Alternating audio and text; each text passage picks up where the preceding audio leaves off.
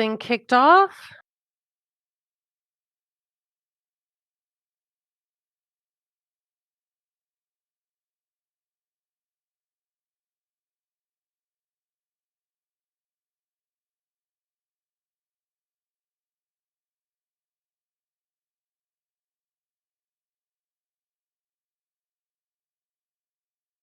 Let's bring Phoenix up. Give me just a minute, Phoenix. Hi, Black.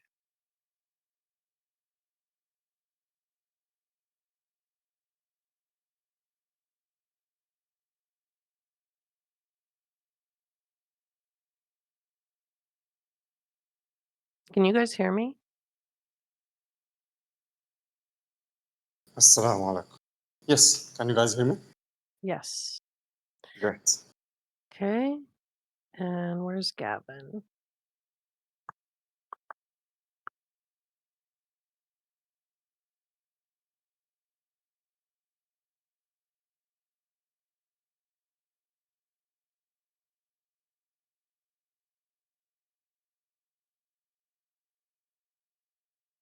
Is Gavin here? Am I? Oh, there he is.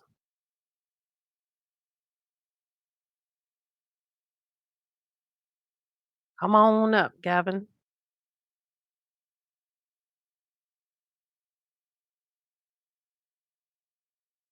Nope, I won't. All right, Gavin, can you talk? Can you hear me?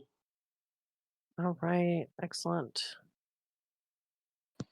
So we're just going to do some mic checks, make sure everything's good to go, make sure the recording's ready, and then we will kick this thing off. So it just might be a couple of minutes. If you guys want to go through and prep your notes, get ready to go.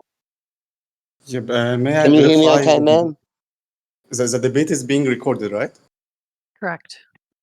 Yes, thank you. Great. Shalom, Phoenix. How are you? Salam, Gavin. Alhamdulillah, I'm all good. How about you? Hope you're doing well. So just to clarify, who would be going first, Gavin or Phoenix? Gavin, It's going to because be he me was because I'm the... Gavin. Okay, But also, we want to Yes, add ma'am. a side note. We want to add a free 5 minutes. Phoenix, can you hear me? Yeah, I can hear you. Can you guys hear me? I Okay. can't hear Phoenix. I can Yeah. hear Phoenix and I can hear Gavin. Okay, I so can't hear Phoenix. Smoke. I can hear you, ma'am. Do you have Okay, him great. muted? No, ma'am.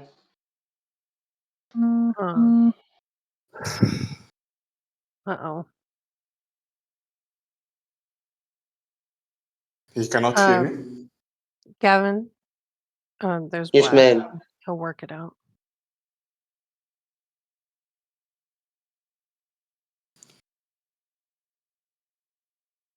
So until he fixes his mic, me and Gavin agreed on adding a 5 minute optional, only 5 minutes for him and me.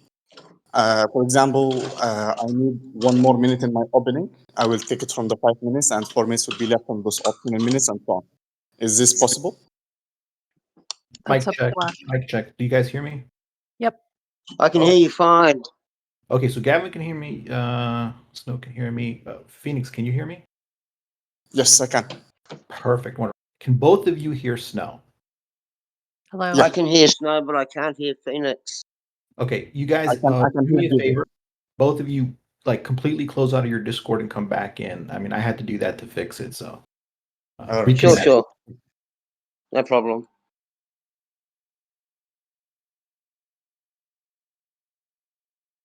So, Black, they were saying something about an optional. I don't know. I'll have him explain it when he gets back in. Well, the format is set. I mean, it's up to Gavin. If he's okay with any adjustments that Phoenix wants to make, it's up to him. Get my stopwatch.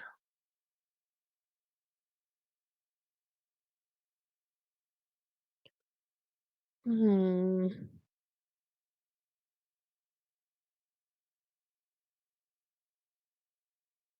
All right, now let's make sure that both the debaters can hear one another and the moderator, who is Snow. Yep. Yep. Can you hear me, Gavin?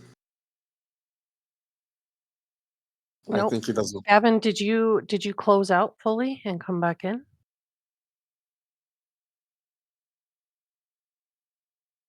I think he's still away. Snow and Black is our request possible? What's the request? It's optional 5 minutes for him and me. For example, I need 1 more minute in my opening, then I will take it from those 5 minutes, then it will be 4 minutes left. I need another minute in my cross examination, I will take it from the 4 minutes left, and so on. And same for him. Can it be? Just to make sure we close the the argument totally. We finish the argument totally. Is it possible? Are you asking for an extra minute in each section? No. I'm asking for a 5 minutes that we can add in any section that we want. Oh, that's up to Gavin. If he agrees with that, then it's up to him. Yeah, me and Gavin discussed about this, and he agreed. He can verify when he come back. Inshallah. I want to. Yeah, we're okay with it as long as you guys are fine with it. Great. Also for the recording is working, right? Because I will need a backup for this. Yeah, the recording's on. All right. Thank you. So we're just waiting for Gavin to come back. He had some audio issues. He wasn't able to hear Phoenix, so just bear with us. Discord's been having issues lately, folks. It's been happening in the VC. It's been happening on other servers as well. There's been some ping spikes and issues with connectivity. So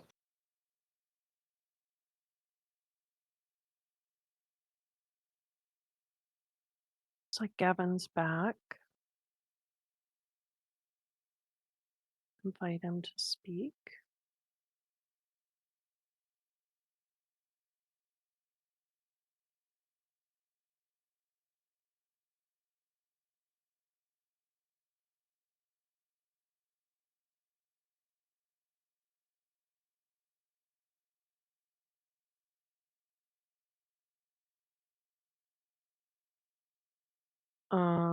I don't know what's going on.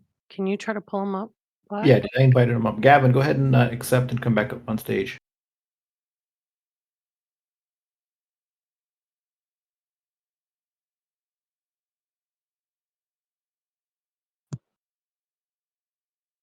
All right, there he is. Hello. I can hear you, Gavin. Can you hear him? Right, I can hear you. I can hear you fine. Can you hear me now, Gavin? Gavin? Still, he cannot hear me. Are you sure you are not muting me? Are you sure that you don't have him locally muted, Gavin? Because everybody else hears him but you. Yeah, check to Hold see on. if you have Phoenix locally muted. Sure, just a minute.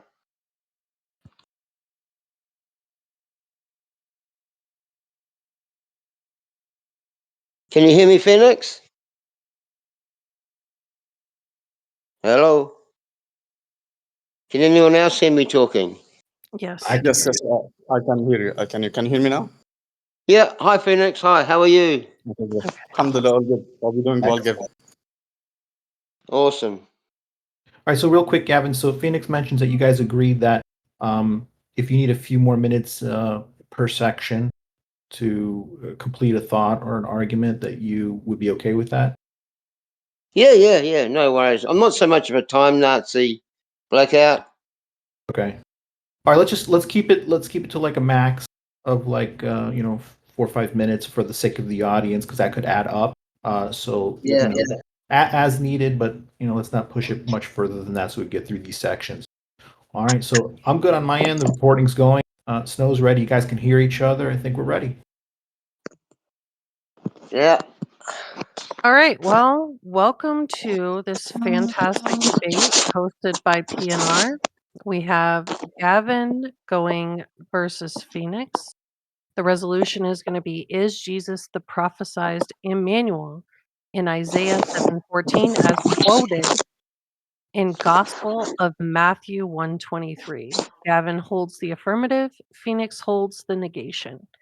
We're going to go ahead and start with a 10-minute opening statement. Then we're going to do 8-minute rebuttals to the opening statement per person, 12-minute cross-examination, 20 minutes open debate, 5-minute closing statements, and then 10-minute audience questions for a total time of 1 hour and 40 minutes.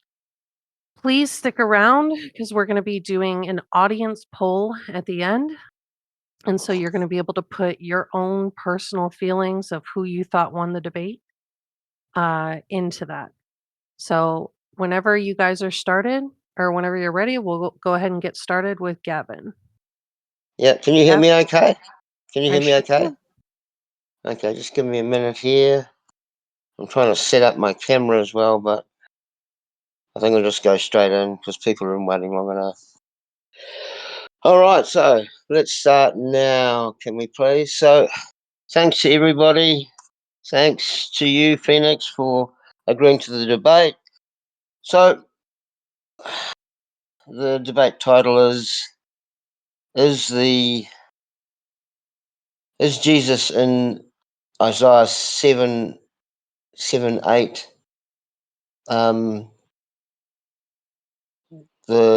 the Emmanuel, the same Emmanuel is spoken about in the Gospel of Matthew 1:23. Is that correct? Okay, I'm assuming it's correct. Okay, so the first thing we've got to do is we're going to look at the context of Isaiah chapter 7, verse 14. And the only way we can do that is by reading the verses before and afterwards. So I'll read it. So we're looking at Isaiah 7, 10 to verse 17. So again, the Lord spoke to Ahaz, ask a sign of the Lord your God, let it be deep as Sheol and high as heaven. But Ahaz said, I will not ask, and I will not put the Lord to the test. As he said, hear then, O Israel, O house of David, is it too little for you to weary men that you weary my God also? Therefore the Lord himself will give you a sign. Behold, the virgin shall conceive and bear a son, and shall call his name Emmanuel. He shall eat curds and honey when he knows how to refuse the evil and choose the good. For before the boy knows how to refuse the evil and choose the good, the land whose two kings you dread, these are the kings of Syria and of Israel, will be deserted. The Lord will bring upon you and upon your people and upon your father's house such days as have not come since the days that Ephraim departed from Judah, the king of Assyria. Now, if this means nothing to you, it's okay. I shall explain it. So, King Ahaz at the time was being addressed by God, and God promised that he would defeat the kings from the north who threatened the kingdom of Judah. And now he asks King Ahaz to test God to see that his words are true, or if his words are true. However, it soon becomes apparent that King Ahaz, he is the one being tested by God. And Ahaz refuses to put the Lord to the test, but God still reveals a sign to him. And the sign is that the virgin shall conceive and bear a son, and she will name him God with us, or Emmanuel. And before the child knows how to refuse the evil and choose the good, the two threatening kings will be destroyed from the north. Thus, God's promise will be fulfilled. However, there remains a downside to this sign as well. The Lord will bring upon you and upon your people and your father's house such days as have not come since the day that Ephraim departed from Judah, the king of Assyria. Wow, what's all this got to do with it? Well, as Carson and Beale put it, that before the sign can be interpreted as very good news, the prophet adds that they will be replaced by an even worse invader, which would be Assyria. And that's from page 5, Carson and Beale commentary on the New Testament, the use of the Old. So here we've got a scenario of King Ahaz being sandwiched by kings of Israel and Syria, and he's wanting to form an alliance with the king of Assyria. So it's a suzerain and vassal alliance. So before we look any further, we've got to be clear that this is a what's known as a twice fulfilled prophecy, like a dual prophecy. There's a short-term prophecy that saves King Ahaz, and there's the longer-term prophecy, which is the birth of the Messiah. But this will all unfold. So many modern English and translations render Alma, A-L-M-A, as virgin, while others use young woman or something similar. In Hebrew, there's a word that better denotes virginity, as well as a word that would be more clearly refer to a young woman. So why this word in this context? John Oswald, in his NICOT, N-I-C-O-T Volume 1 Isaiah, is helpful about this. He reminds us that it is not possible to be dogmatic as to why Isaiah used the ambiguous Alma here instead of the unambiguous Betula, which means virgin in the ancient Hebrew. He notes that the typical meaning prescribed to Alma is a young woman of marriageable age, quite similar to the English word maiden. Fair maiden.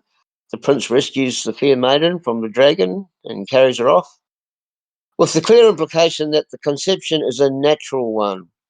And that's page 211 from Oswald's Book of Isaiah. As he's quick to point out, however, many conservative scholars demonstrate that the word is not used to reference a married woman is not used to reference a married woman in the Old Testament. Thus, it must refer to a sexually mature but unmarried woman. In the Hebrew culture, this would certainly also imply virginity, usually. Oswald goes on to discuss that the Septuagint, which is the Greek translation of the Old Testament, also suggests a potential dual focus of this prophecy. Such an understanding has the significant virtue of explaining the origin of the LXX word Parthenos, yes, meaning virgin in the Greek, or the Koine Greek, something those commentators opting for a young woman of marriageable age do not mention. Unless Alma had overtones of virginity about it, then the LXX translation would be inappropriate and inexplicable. Possibly then it's a dual focus of the oracle that explains the use of Alma here. In the short term, the virgin conception does not seem to have had primary importance. Rather, the significance is that the child conceived at that moment would still be immature when the two threatening nations would have been destroyed. Had Isaiah used Betula here, Ahaz would probably have been so caught up with that thought that he would have missed the specific linkage to his own time. And that's from Oswald on page 212. Could Isaiah have used virgin or young woman to allow for both an imminent fulfillment of the word by a maiden, as well as a future and final fulfillment by a virgin? Well, when speaking of prophetic foretelling, the authors Bloomberg, Klein, and Hubbard state that an Old Testament prophecy may have two fulfillments, one near the prophet's own lifetime, and one being or belonging to the distant future. Page 378 from Bloomberg, Klein, and Hubbard, an introduction to biblical interpretation. And he also cites 2 Samuel chapter 7, verses 12 to 16 as an example, with its immediate fulfillment in 1 Kings 1 to 2 and in the coronation of Solomon. However, Bloomberg also points to Hebrews chapter 1, verse 5, which applies to the prophecy of 2 Samuel to Jesus, not 1 minute. merely as David's son, 1 minute, okay, not merely as David's son, but as God's sound theology posits Bloomberg, and he undergirds the idea of such multiple fulfillment, belief that God rules all human history and can bring about both suns, both events. And I'm going to finish there because just for the sake of brevity, but there's another dual prophecy that occurs in Luke 21 verses 5 to 9, but we don't have enough time for that. So I'll just yield there and I'll carry on a little bit later. Thank you. That's my opening statement. Okay, excellent. Phoenix, whenever you're ready. Yes, and I want to start with an apology because my laptop broke down, so I will share screen using my phone. Okay. I will share now. Start sharing. So, the notifications, and then make sure it works.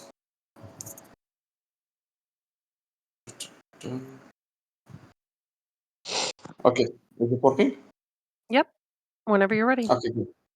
Okay, great. So I will start now. I will start with dua. In the name of Allah, the most merciful, the most compassionate, we begin by praising Allah, the Lord of the worlds, and sending peace and blessings upon His final messenger, Muhammad. O Allah, open our hearts to the truth, guide us to what pleases You, and make our words sincere, wise, and just. Today we engage in dialogue not for victory or ego, but to clarify truths from falsehood. May Allah guide those who seek sincerely, and may He make this discussion a means of guidance for all present. Moving on, what is the importance of this debate? There is two importance for this debate. First point to focus on is Jesus not being Emmanuel, which I will prove. Second thing, once this point is proven, is to criticize Matthew's credibility since he's the one who quoted this prophecy about Jesus Christ. Moving on, we need some background info, which Gavin give us some info, thankfully. Isaiah's text exists in two forms, the Hebrew form and the Greek form. When I refer to Hebrew text, I am referring to Dead Sea Scrolls and Masoretic text, and when I refer to the Greek text, I'm referring to the Septuagint. Moving on, quick note, this slide, inshallah, after this debate will be available for everyone in the debate HQ, inshallah, because I believe in free knowledge.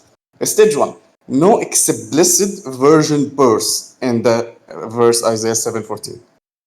What do we need? What are the conditions or factors that we need to have a correct, explicit mention of Mary or the virgin birth in the verse? We need two conditions, not only one, because given focus on only on one condition, the explicit word for virginity. That's not the only condition that you need. You need the correct tense as well. Why do you need the correct tense as well? Because I can say, what is the correct tense to begin with? The correct tense should be present tense or past tense. For example, the virgin is pregnant means she is being virgin while being pregnant. That's you can understand. You can understand this from the sentence. That is only Mary. So it is explicit about Mary. Second example about past tense, the virgin was pregnant, means she's still referred to as a virgin while she was pregnant in the past. So now that's also about Mary only. But when it is future, the virgin will conceive, then you cannot understand from this that it is an explicit mention of a virgin birth. It could be, but there is another possibility that it could be a normal conceiving. It could be this and it could be that. And once there is other possibilities, there is no room for explicitness or exclusivity here at all. So we need to focus on those two factors and we'll verify does the Hebrew text have both of them and does the Greek text have both of them, and spoiler alert, they do not. Let's move on to the Hebrew text. Here is the interlinear. Then what does Alma really mean? Like Gavin said, Alma mean a young woman. Well, this is not a really an accurate translation for Alma because English does not have an equal word for Alma. What scholars say that the most accurate translation for Alma is not virgin nor young woman. The most accurate translation for Alma is a childless young woman. Means Alma does not stress on the marriage state of the woman. Means she can be married and she cannot be married. Either of them is true. Second thing, it does not stress on the virginity. She can be virgin and she cannot, and she does not need to be a virgin. Both of them can either be correct. What does word alma stress on? Number one, since it is a feminine noun, she should be a woman. Number two, it should be young. Number three, she should be childless. Those are the stresses of alma. And I have some commentaries and lexicons here, which I will read later, so just to save up some time for now. Another problem, so now we solved that alma does not have a clear meaning for virginity, an explicit meaning for virginity. The next problem is the pregnancy tense in the Hebrew. In the Hebrew text, the pregnancy tense is not clear. It's ambiguous. Some say it is present tense and some say it is future tense. Both words in the Hebrew has been used sometimes in the present, sometimes in the future, as stated in the commentaries that we'll read next time. So even the tense itself is not ambiguous to be present. It could be translated as future, so which is a problem as well. That's why I labeled it as gray here. I labeled here as gray. So now we have a conclusion that there is no word in the Hebrew Isaiah 7:14 that means clearly and explicitly virgin woman. Second conclusion, there is ambiguity in whether the tense is present or future. So there is no virgin birth can be understood from the Hebrew. Next, the Greek text. Here is the interlinear of both verses. Now the problem with the word Parthenos. Meaning, when the word Parthenos in the Greek language clearly means virgin, no doubt in that. But the problem here is in the with the usage of the Septuagint with this word. For example, in Genesis 34:3, Diana, who was raped in the verse just before this one, Genesis 34:2, in the next verse, she is called Parthenos, and the English translations translated to maid, not virgin. All right, so she's not virgin here anymore. So this yet she's called Parthenos. Second problem is in Joel. That's just an example. Joel 1:8. A widow was called Parthenos. A widow. She was married, yet she was called Parthenos. So this is a problem in the Septuagint with the usage of this word, but we will move on since the language itself say it means virgin. Now let's focus on the tense. As you can see, the three words I am focusing on is hexai, texai, and celsius. I'm sorry for my bad pronunciation of them. I'm not a Greek speaker. The first one is to conceive. Second one is to give birth. Third one is to call. The three of them are all in future tense. Specifically, the first one, hexai, to conceive, to get pregnant. I have commentaries to verify this, but as I said in my earlier explanation, if it's a future tense, even if the word is clear-cut virgin, it does not mean virginity at all. Why? It does not mean virgin birth at all. Why? Because she could conceive normally. That's another option. So it is not exclusive even in the Greek. Meanwhile, the Greek have the clear-cut word version, but it is not exclusive for marry. Why? Because the tense is not correct. It's future tense. And by the way, you're gonna say, okay, it's a prophecy, so it should be a future tense. No, it does not. It does not need to. The prophecy can be told in past tense, present tense, or future tense. For example, Isaiah 9:6, which you Christians believe is about Jesus Christ, is actually in past tense, yet it's speaking about future. So Isaiah could have, in Greek, the authors could use the present tense, the past tense, but they did it, right? So they're not forced to use future tense. So it's not explicit anymore. Even in the Greek, and I have commentaries here to verify my claim. All of them are Christian and Catholic commentaries, but I will skip them for now. We have a conclusion. Since the tense of the Greek text is future, hence it cannot be explicit on marry, nor can it hold virginal conception meaning within it. Then I have a question that most Christians ask me when I reach this stage. Since there is no miraculous sign in verse 14, then where is the sign/miracle? The answer in the next stage, context of Isaiah 7.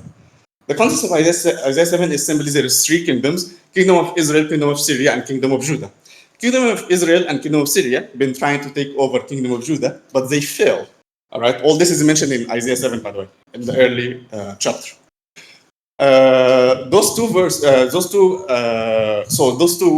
Israel and Syria make an alliance, a military alliance to take down Judah. So when Ahaz knew about that, he was afraid and he thought he was done for, as said in Isaiah 7:2. So does God leave him? No, God does not leave him. So he sent the prophet Isaiah to King Ahaz, and to tell him, don't be afraid, calm down. I will not let what those two kings are planning for you to happen. All right, so main point, the prophetic passage starts at verse 14 and ends at verse 17. But I will focus only at verse 16 because 14, 15, and 16 are the ones that mention Emmanuel. Some information about Emmanuel. Verse 17 does not mention anything.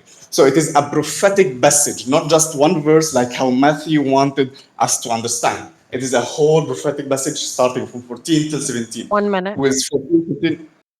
Okay, I will take 3 more minutes from the 5 minutes. Okay. Okay, thank you. So it is a whole prophetic passage, 14, 15, and 16. Verse 14 tells us that a childless woman will get pregnant, will give birth, and you will call him Emmanuel. All right. The next verse will say it says that he will be eating honey and curds before he knows to differentiate right and wrong and so on. And the next verse, verse 16, is the most crucial because from verse 16 we get a prophecy and a time frame. Here I will answer your question about where is the miracle if it is not in verse 14. Where is the sign if it's not in verse 14?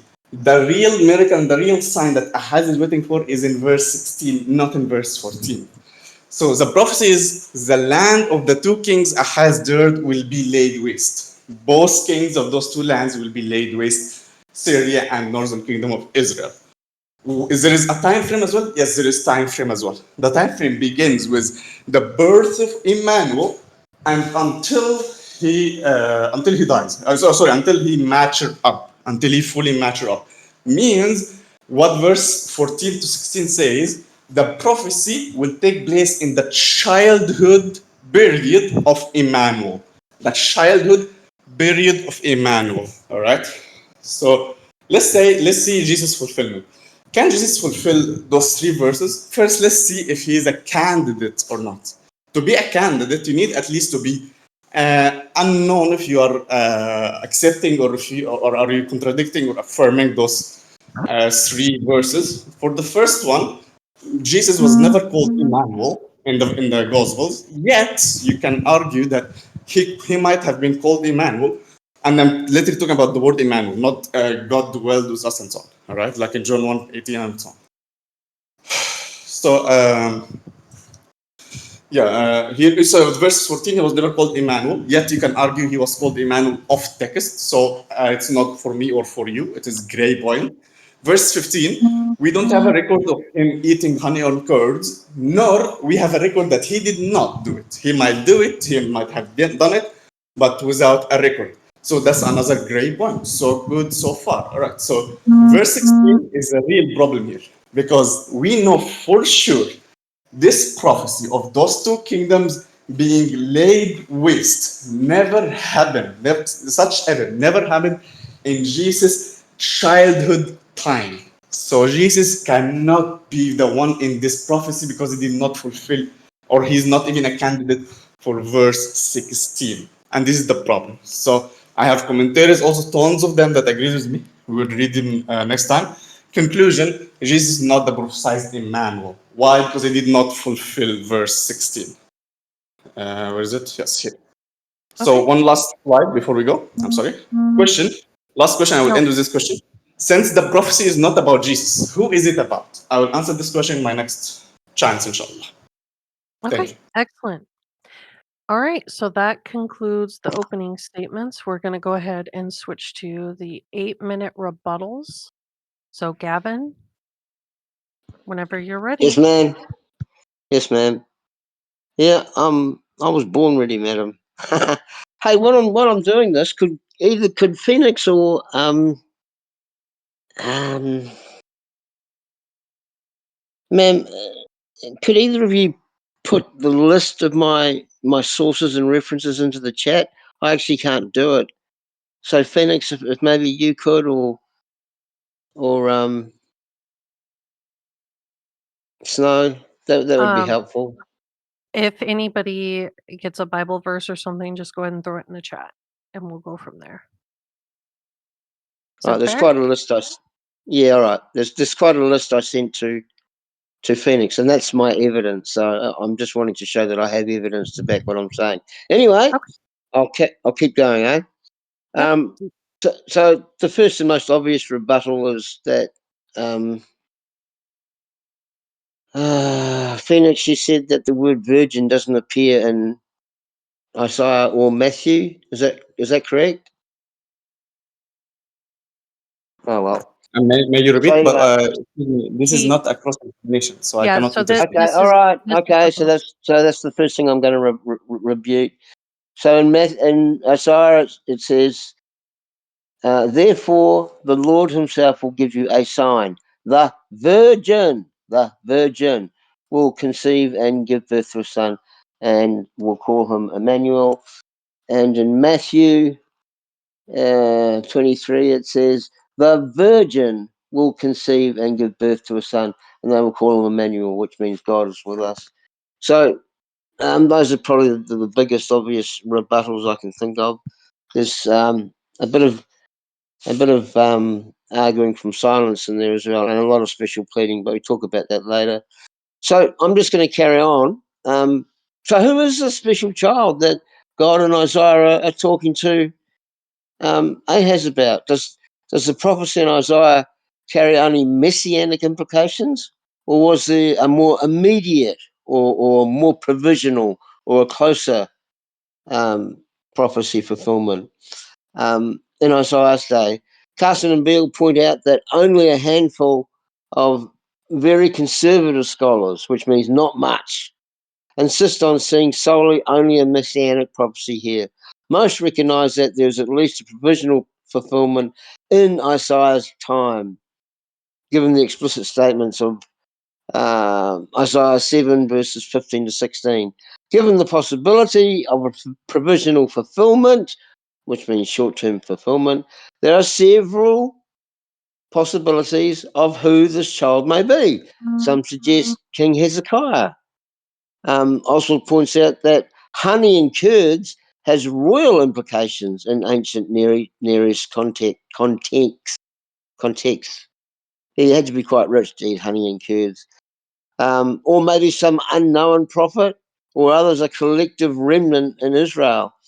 However, the most likely possibility, as pointed out by Beale, Carson, and Oswald, is the suggestion that the possibility is most likely to be Isaiah's own son, and he was called Meher Shalal Hashbaz. My pronunciation is not that great, but anyway, and this is backed up by Isaiah 8:3, where it says the prophetess conceives and bears a son, and before the boy knows how to cry, "My father" or "my mother," the wealth of Damascus will be the spoil of Samaria. Sorry, the wealth of Damascus and the spoil of Samaria will be carried away before the king of Assyria, meaning king of Assyria will sack Judah and take all of his riches. In this statement, we see striking similarities to the prophecy of Isaiah 7:14, particularly in the fate of the two northern kingdoms as the dominion of the Assyrians. Oh, sorry, the fate of the two northern kingdoms and the dominion of the Assyrians. Carson and Beale continue to explain. The same son is called Emmanuel in Isaiah 8:8. Yeah, maybe I should read that. So in Isaiah 8:8 it says, "And sweep into Judah, swirling over it, passing through and reaching up to its neck. Its outspread wings will cover the breadth of your land. Emmanuel." Emmanuel. Imagine. Um, in 8:18, Isaiah describes his two sons, Maah Shalal Hashbaz and Shear Jashub, as signs and symbols in Israel, which description ties back in with the sign God promised in Isaiah 7, verse 11 and verse 14. But in chapter 9, verses 1 to 7, the more distant future is in view, as exiles were once again restored to Galilee. Here in 9:6, another description of the birth of a wonderful child appears, one who can be called Almighty God, Eternal Father, and Prince of Peace, who will rule from David's throne and establish universal justice forever. Prophecies that scarcely could have been fulfilled by a mere earthly or worldly king. Likewise, Oswald notes that this passage would form a more poetic statement of the child's identity, pointing to the ultimate Emmanuel, whereas Isaiah 8, 1 to 4 would constitute a more prosaic account and be limited merely to the person of Marshal Hashbaz. The references at his conception and birth in Isaiah 8:3 lend support to the connection, as does the reference to Emmanuel in verse 8, Isaiah chapter 8 and verse 10, shortly after the discussion of the birth of Isaiah's son, according to Oswald on page 213. How much time have I got left, Miss Snow? You were almost at 6 minutes. So you have 2 more Oh, okay, minutes. all right. So I'm almost finished. So, but whatever our stance is on the ultimate fulfillment in light of Isaiah's Emmanuel, we can stand firm. We can stand firm on Matthew chapter 1, verse 23, knowing that this prophecy finds its fulfillment in the birth of Jesus the Christ, God with us. Like in Isaiah, the birth was a sign of the destruction of the oppressing kingdom, as Oswald rightly notes. God's presence with his people can have both positive and negative effects, bringing both joy and sorrow, depending upon the people's character. As Isaiah's prophecy brought about a positive, which was the destruction of the kings of Israel and Syria, the northern kingdoms, and a negative, which was the terrifying reign of the Assyrian king, um, whose people sacked Judah and carried off all of its possessions and worldly wealth. So too, 1 minute. Jesus' birth brings about, yeah, almost there. So too, Jesus' birth brings about joy for those found in him, but severe sorrow for the unrepentant who reject him. And I'll just yield my time there. Thanks. Okay. Excellent. All right, thank you. Whenever you're Let ready, me- Phoenix. Yes, 1 minute. Should be good now. So they were complaining that you needed to turn your screen before. I just figured I'd let you know. Oh, okay, 1 minute. So, is this I think it landscape? was the other way was better. Oh, 1 minute. This. Yep. This is better. Oh, okay. I thought it would be worse. Okay. So I was hoping that Gavin in the rebutals would address me on the Jesus not fulfilling verse 16 because it is the most crucial part. And let me read some commentaries on it that verifies this as well. The first commentary, by the way, when the commentary ends, there is a footnote that's mentioned here, as you see, number 3. What will happen is, once your slides is uploaded, you will go to the reference, go to the 3, then click on this link, and you'll be able to download the book. So this is the source here from Word Biblical Commentary, volume 24, Isaiah 1 to 33, and so on. So every commentary is labeled with a footnote so you can address it back. Let's read the commentary. By the time the child is old, I'm reading the first one. I hope it's clear. If it's not, please tell me it's not. By the time the child is old enough to make decisions, who is Emmanuel, the land of the two opposing kings will be devastated. The sign is simple. It has to do with the period by which time the present crisis will no longer be relevant. So next commentary as well from the same source. The context requires a sign that will be fulfilled in immediate future. In immediate future. So yeah, you affirm it is dual prophecy. I'm fine with that. But the problem with its dual prophecy, both of them need to fulfill it completely, not partially. Not Jesus fulfilling verse 14 and 15 and Maheshalala Hashabaza, Isaiah's son who was born in Isaiah 8:3, fulfills verse 16 only. No, you cannot split verses like this. It is not in this way. Since you affirm this dual prophecy, you need to affirm that both of them being fulfilled completely, not partially. If you went to, I answered your question. I also affirmed that there is two interpretations, by the way, Hezekiah and Isaiah's son. Hezekiah being Ahaz's son and Isaiah's son being Meshach Hashabaza being the candidates for Emmanuel. But I will affirm it is being Meshach Hashabaza. The reasons are here. I can go around them, but later. Here you see Jesus' fulfillment versus Meshach Hashabaza fulfillment. Let's focus verse 14. Meshach Hashabaza was never called Emmanuel as well. And he was born in a normal birth, not a virgin birth, but does not matter, because I have proved, since also Gavin did not rebuke me on this, I have proved that verse 14 does not have anything with virgin birth, and I will show you commentaries, Catholic commentaries as well, that agrees with me. So verse 14 does not have is not proved to be for any of them. Verse 15 is the same. I don't have a record for him eating Hanan curds, nor you don't have a record him not doing that. Verse 16, meanwhile, he did fulfill it. Because by the time the prophecy got fulfilled, Maisha Hashabaza was 10 to 11 years old. Means he was not fully mature yet. Means it took place in his childhood. So he gets the green tick here. So he's a good, strong candidate for this prophecy. Meanwhile, Jesus is not, because he did not fulfill this prophecy. For example, let's give an example for a dual prophecy. When God told David that your son will build a temple for God in Second Samuel, all right. So this had a dual prophecy. That's how Christians understand it. First one is being the literal son of David, Solomon building the first temple, and the second fulfillment, the second literal fulfillment is being was Jesus building the church in a spiritual way. Both of them doing it different. Solomon building a literal temple, while uh, Jesus building a spiritual church. Yet both of them did the same idea, building a church, fulfilled it completely. Not one did the part and the other did the part. It is not a group project. It is a prophecy that you need to fulfill from A to Z.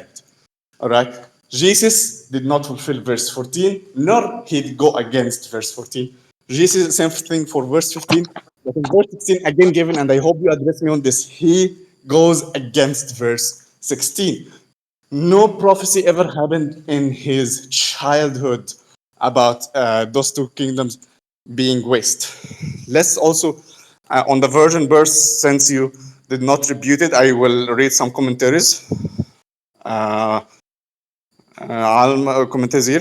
This is a Catholic commentary as well. This word just comment. Where is it? 1 minute. Okay. Commentary. This is about this one. Read the second one. See the second one. Neither the Hebrew nor the Greek of Isaiah 7:14 refer to type of virginal conception, of which Matthew writes. That's Raymond Brown writing. That's a Catholic source. He agrees that neither the Greek nor the Hebrew says anything about a virgin birth. Neither of them. And he explains it the same way I did. And I sent this to the section. So please, I need you in the next stage address my points on the Hebrew text and the Greek text, and address my point on Jesus not fulfilling or going against verse 16. Explain to us how can Jesus be the ultimate fulfillment of this prophecy while he did not fulfill part of it. If you're gonna just take part of prophecy and say, hey, he fulfilled part of this prophecy, so it is Jesus Christ, I can do the same about me. I can say I am the suffering servant in Isaiah 42. I'm the suffering servant. I will take the verses that suits me and I will leave the verses that goes against me. That's literally what you're doing with Jesus Christ. So this would work if you said it is a typological fulfillment. But we are not debating it is the typological fulfillment or not. We are debating on it being, on just being the prophesied Emmanuel. Means you need to fulfill the prophecy from A to Z. Again, given, address please the Hebrew, the Greek, and address Jesus not fulfilling verse 16. How many time left for me? You are at 6:30. Okay, I want also to read, there's a commentary I want to read. Okay. on this.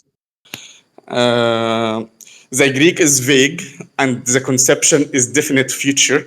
The Greek is not vague and the conception is definitely future. Therefore, all the LXX translator may have meant by the virgin will conceive is that a woman who is now a virgin will be by natural means, once she is united to her husband, conceive the 1 minute. child Emmanuel. Right. So that's a Catholic source as well. You can see the footnote and can look and download the book. So I have tons of commentaries. So please address those 2 points and thank you. I will leave the rest of time. Okay. Excellent. So we are going to go ahead and move on to 12-minute cross examination per person. Gavin, you're going to go ahead and start. You Hmm. ready? Yeah, just a minute. Just a minute.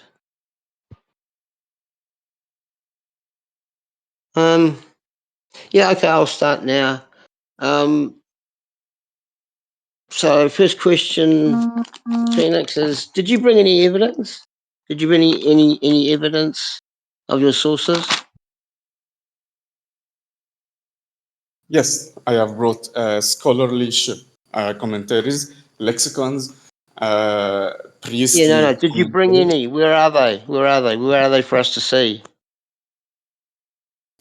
Yeah, of course. I have sent it earlier. I'll send it again by Raymond Brown. Let me send it. Please be slower on the side chat for now. I want Gavin to see the quotation. Just for a minute. You said you were going to send your evidence of sources to me. Did you do that? No, I forgot. As I said, I'm not You used. forgot. Come on, man. Come on, man. I am not blessed to do it. Like we did not agree to it, so I really did not have it in mind. Yes, we did. Yes, we did. And this is not a place where you argue with me. This is my cross-examination. We It's do in the an side chat. answer. It checked the side chat. I sent the Raymond Brown source, the Catholic source, that says that the Greek nor the Hebrew have any virginal conception idea until Matthew writes it in his gospel. And he also agrees that Hezekiah is the one who fulfills it. He is the one who, on the other side, he does not say that Maishal al-Hajabazah fulfills this prophecy, but Hezekiah fulfills it. So, does your evidence say that Raymond Brown, Catholic theologian, denied, or he denies that Isaiah 7:14 is a prophecy related to Jesus being Emmanuel, being the prophesied Emmanuel? This is not the source that I am using for this. Raymond literally said it is not a virgin birth, hence it is not explicit. Now, for your question What's about your source? Excuse me, sir. That's enough. What's the Raymond Brown source you're using? What's the name of it? the birth of the Messiah, literally in the message. So it's You called The can Birth of the download the book. Messiah by Raymond Brown, correct? Yes. Have you put it in the side chat? Yes, sir. Okay. Raymond Brown does not deny Isaiah 7:14 as a prophecy related to Jesus' birth. But he argues that the original Hebrew word Alma in Isaiah 14 more accurately means young woman rather than virgin. Brown explains that the Hebrew term does not explicitly mean virgin, but is a different word, betula. The Greek translation of the Hebrew Bible, which is a Septuagint, uses the word pathanos, meaning virgin, which influenced the New Testament writers, particularly Matthew, who cites Isaiah 17:14 as a prophecy that was fulfilled by the virgin birth of Jesus. Now, Isaiah 7:14, I'll read it again. Therefore, the Lord himself will give you a sign. The virgin will conceive and give birth to a son, and will call him Emmanuel.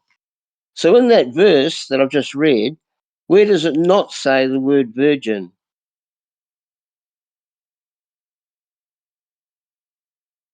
Ask again. Your question is where does it say not virgin?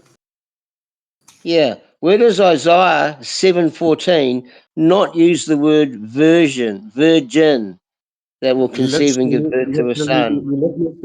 You literally said that Raymond Brown affirms that it is not a virgin in Hebrew, and he literally No, no, the no, no, quotation no, no, no, no. Don't argue with me. Don't argue with me.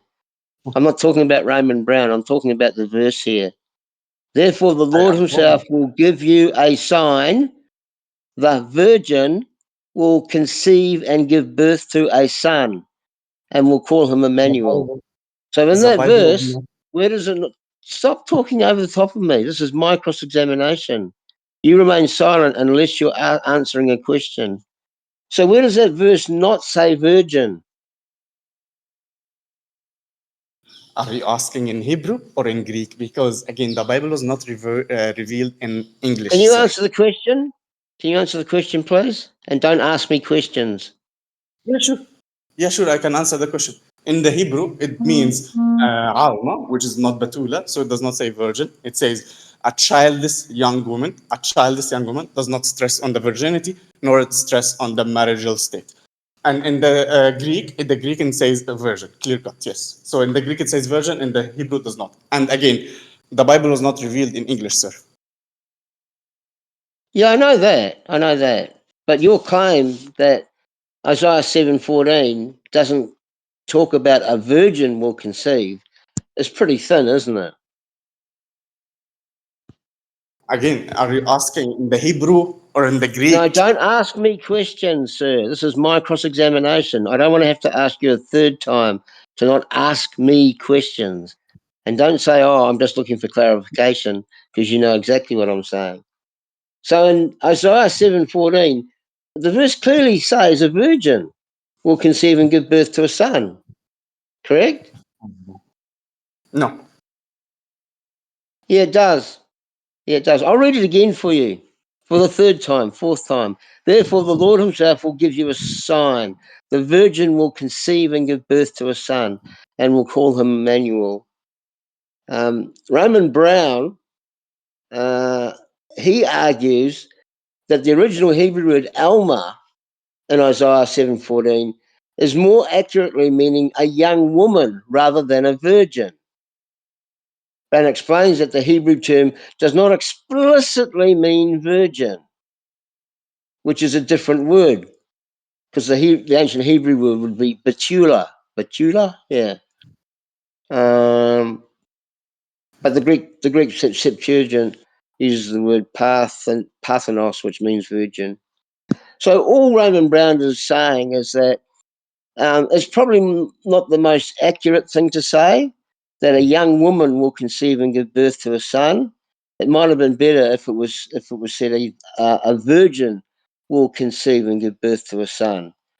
But the Greek Septuagint says it's a virgin, and Matthew also says the virgin will conceive and give birth to a son. So anyway, I think it's a pretty flimsy kind of explanation you've given there.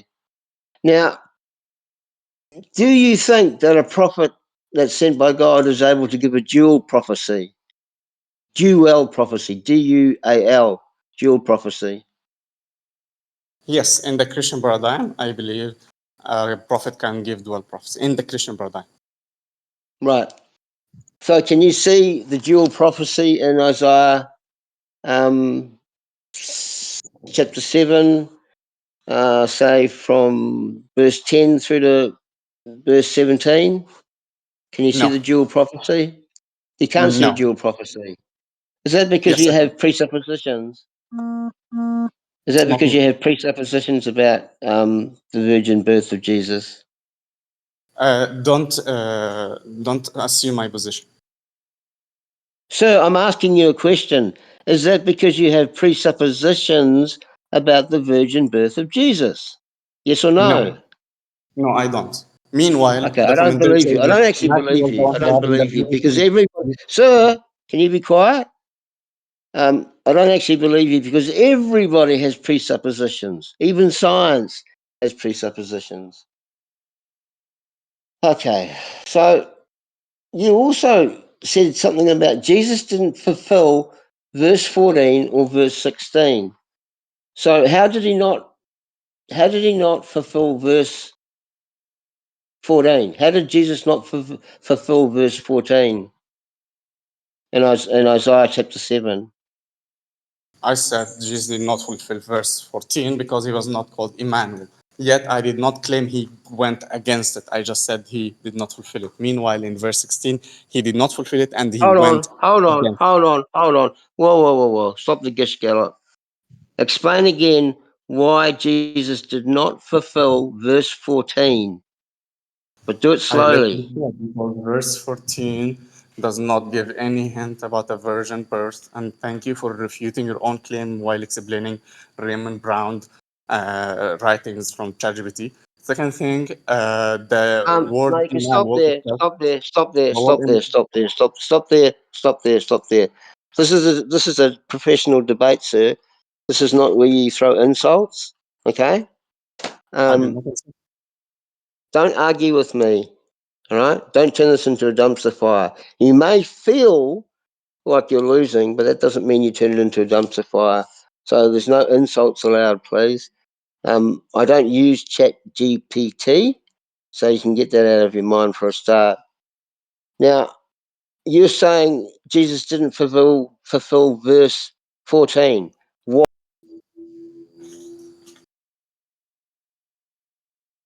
I'm not sure what just happened there.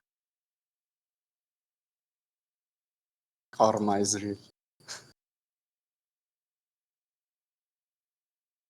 Do we have Gavin back in here? Oh, he seems to have lost connection, so let's just take a moment here. How much time was left on his cross exam? That was 10:36. Okay, so he was almost done. Let's just wait a moment, see if he reconnects.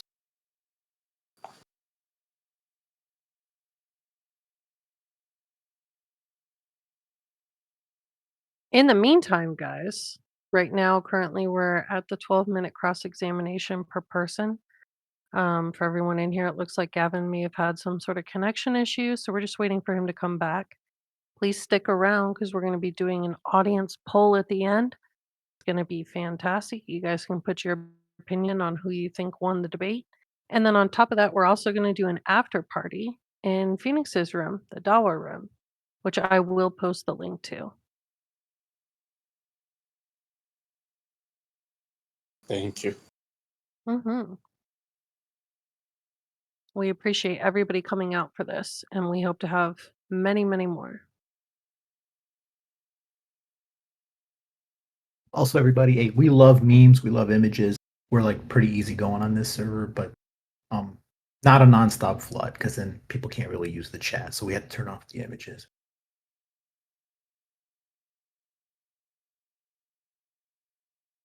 We'll give it a couple more minutes here.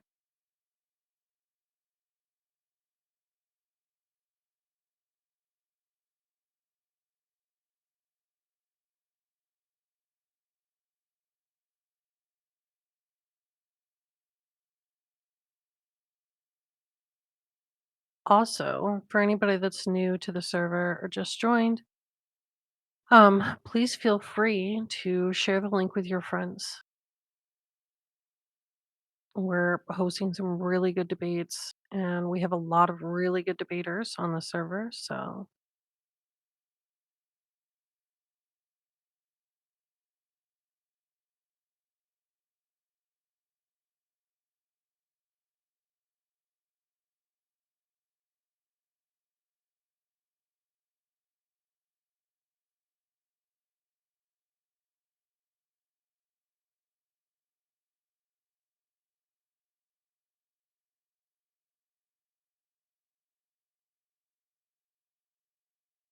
all right, looks like he's back. We're gonna go ahead and invite him back up onto the stage. Gavin, just go ahead and accept the invite, and it should pull you up.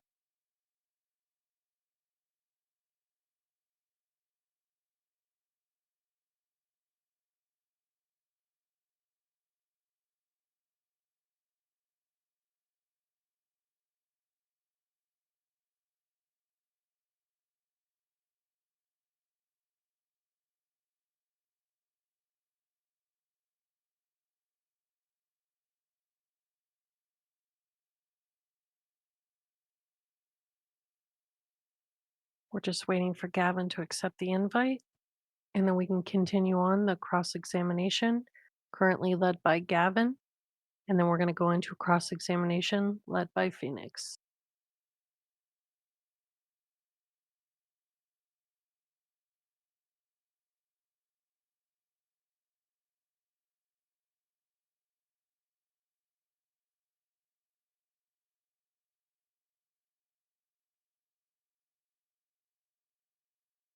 All right, excellent. Phoenix, Hello, can anyone hear me? yes, we can hear you. Phoenix, can you hear him? Oh, finally. Whew. I Can you don't hear know me? what happened. Yes, I can hear you. What happened? I'm not I really don't sure. know.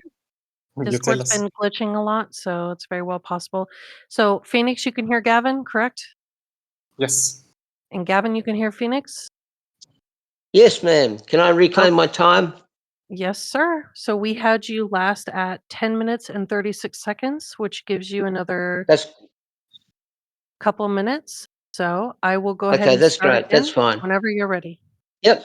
Yeah. Okay. So I'll start. So Phoenix, you're claiming that Jesus never fulfilled Isaiah 7:14. Why?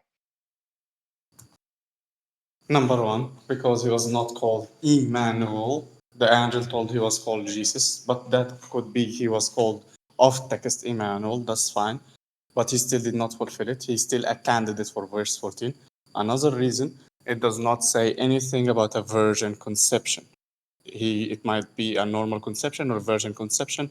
So it is a matter of possibility. It's not exclusive anymore. Okay, that's enough. So you're wrong on both counts. As I said, word 14 says, "Therefore the Lord Himself will give you a sign: the virgin will conceive and give birth to a son, and will call him, wait for it, Emmanuel." And what does Matthew 30 1 seconds. 21 say? The virgin will conceive and give birth to a son, which they will call Emmanuel, which means God with us. And that, sir, is why you've lost the cross examination. Thank you. I'll yield there. Okay, excellent. Phoenix, whenever you're Thank you. ready. Yes. Gavin, was the Bible revealed in English? You mean the original autograph? Yes. No. Thank you. So when you keep quoting, and the virgin will conceive, that's the English word. I want the Hebrew or the Greek. All right. I want the Alma or the Parthenos.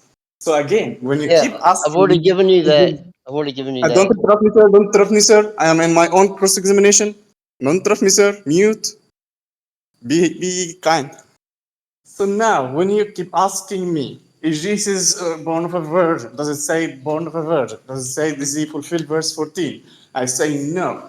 But you say it is says a virgin. Yes, I know, sir. I know English says virgin. That's because it's a Christian translation. We need to go to the original. Alma.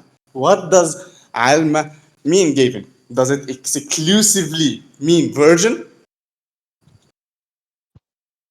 No, it doesn't Thank you. exclusively mean Thank you, virgin. thank you, thank you, thank you. So I understand from your word that it's not exclusively mean virgin, means there is other possibilities. So it is not exclusive to be virgin, to be married.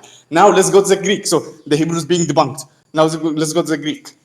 Do you understand the problem, sir? I know you are losing. I know you are stressing up, but relax, sir. Be professional. Don't insult Be me. Don't professional. insult me. Please Please mute remain professional. until I ask. Please mute until I ask you. Please, sir. I'm Thank you. asking you to remain professional. You are not being professional now, sir. Please mute until I ask you. Don't Thank argue you. with me about being You are professional. the one who argue. Don't argue with me, Gavin. Mute, Gavin. I know you are stressing out. I know you are stressing out. The judge is not helping you. Mute, please. Don't insult me and Please don't mute. go I off the did not topic. interrupt you. Please Gentlemen, mute. gentlemen, Don't argue gentlemen. with me. Mute. Mute until I ask you. Now, when I say the virgin is pregnant, does this mean virgin birth?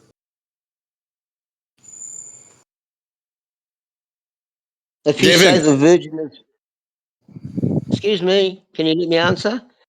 If you say the virgin is pregnant, does that mean virgin birth? Yes, sir. Does it? I'm asking you. You're asking me. No, it means the virgin is pregnant. Oh my God. Does not. Does it imply virgin birth by other words? No, your question is. No, you give me your question. Give me your question Stop, again. stop, stop, stop, stop. You are Just saying the so we get it. virgin is pregnant. The Just so virgin. we No, get it stop, stop, stop. perfect. No, stop, stop, stop. Gavin, don't lose it. Hold up. Don't Hold swear up. at me. Don't Don't worry. swear at me, No, Muslim. Otherwise, don't this will stop. be a Yeah, short yeah, yeah, debate. Gavin. This is a This will professional be a debate. short debate This if is a you're going to go professional that debate. low. Behave, Gavin. So, Gavin, what's your behave. I know you're question? losing. I know you're What's your losing and you're question? losing your nerve, but relax. Relax, This Gavin. could be a Relax. short I'm debate. This asking. could be a You short said debate. no. What's your How? question? What's your question? Gentlemen, Sure. I asked gentlemen. you, you answered. What's your I asked, question? I asked you and you answered. You forgot after you answered, it's not my problem. I will ask you again, don't worry. But you said no. Yeah, My I question want you was, to ask ladies the and question gentlemen, for clarification, please. my question was, when I say the virgin is pregnant, does this imply Yeah. virgin birth? He said no. So present tense with virginity, it does not imply for him virgin birth. While this is wrong, it implies virgin birth. Means she is virgin right now while being pregnant. Hence, when she give birth, it will be virginal birth. Rubbish. Thank you. Now, given my next question, when I say the Yeah, virgin, make sure it's an when I intelligent say one. given, Make here sure is the it's second question. intelligent. Here is the second question. Here is the second question. When I say the virgin was pregnant, does this imply virgin birth? If the virgin was pregnant, and she birthed, then it would Of course she will then it birth, would given. Of entail course she a will birth. virgin Just birth. ask me back. Yes. You're not going to win with these trick questions. If you say the virgin And no was trick question here. pregnant, It's literally simple hey, question. hey, hey, I'm saying hey, the hey, I'm virgin I'm was answering. pregnant. I'm What is the trick here? answering. It is I'm simple question. answering. Answer. I'm answering. I'm Answer answering your truthfully. cross-examination question. If you say the virgin was pregnant, then that entails that either she's given birth, because she's not now pregnant, or maybe she had miscarried. Oh my God. Oh my God. You're missing the Yeah, idea. God's Again, the I'm only one saying the that can word help you, virgin. Phoenix. Stop right here. Gavin is not connecting with me, chat, so I believe you can connect. What I'm trying to prove is when the virgin is pregnant, that means she is virgin and she is pregnant. Means she did not sleep with her husband to get pregnant, means she's still a virgin, and that's married. All right. Second thing, when I say the virgin was pregnant, means in the past she was pregnant and being pregnant, having miscarriage or not, I don't care, but she was pregnant. She has the child in her belly. Then in the future, she's still virgin. That's also married. Those are examples for virginity using in the correct way, implying virginal birth. Now, Gavin, when I say, and answer me straightforward, don't play games. When I say that the virgin will conceive, does this imply virgin birth?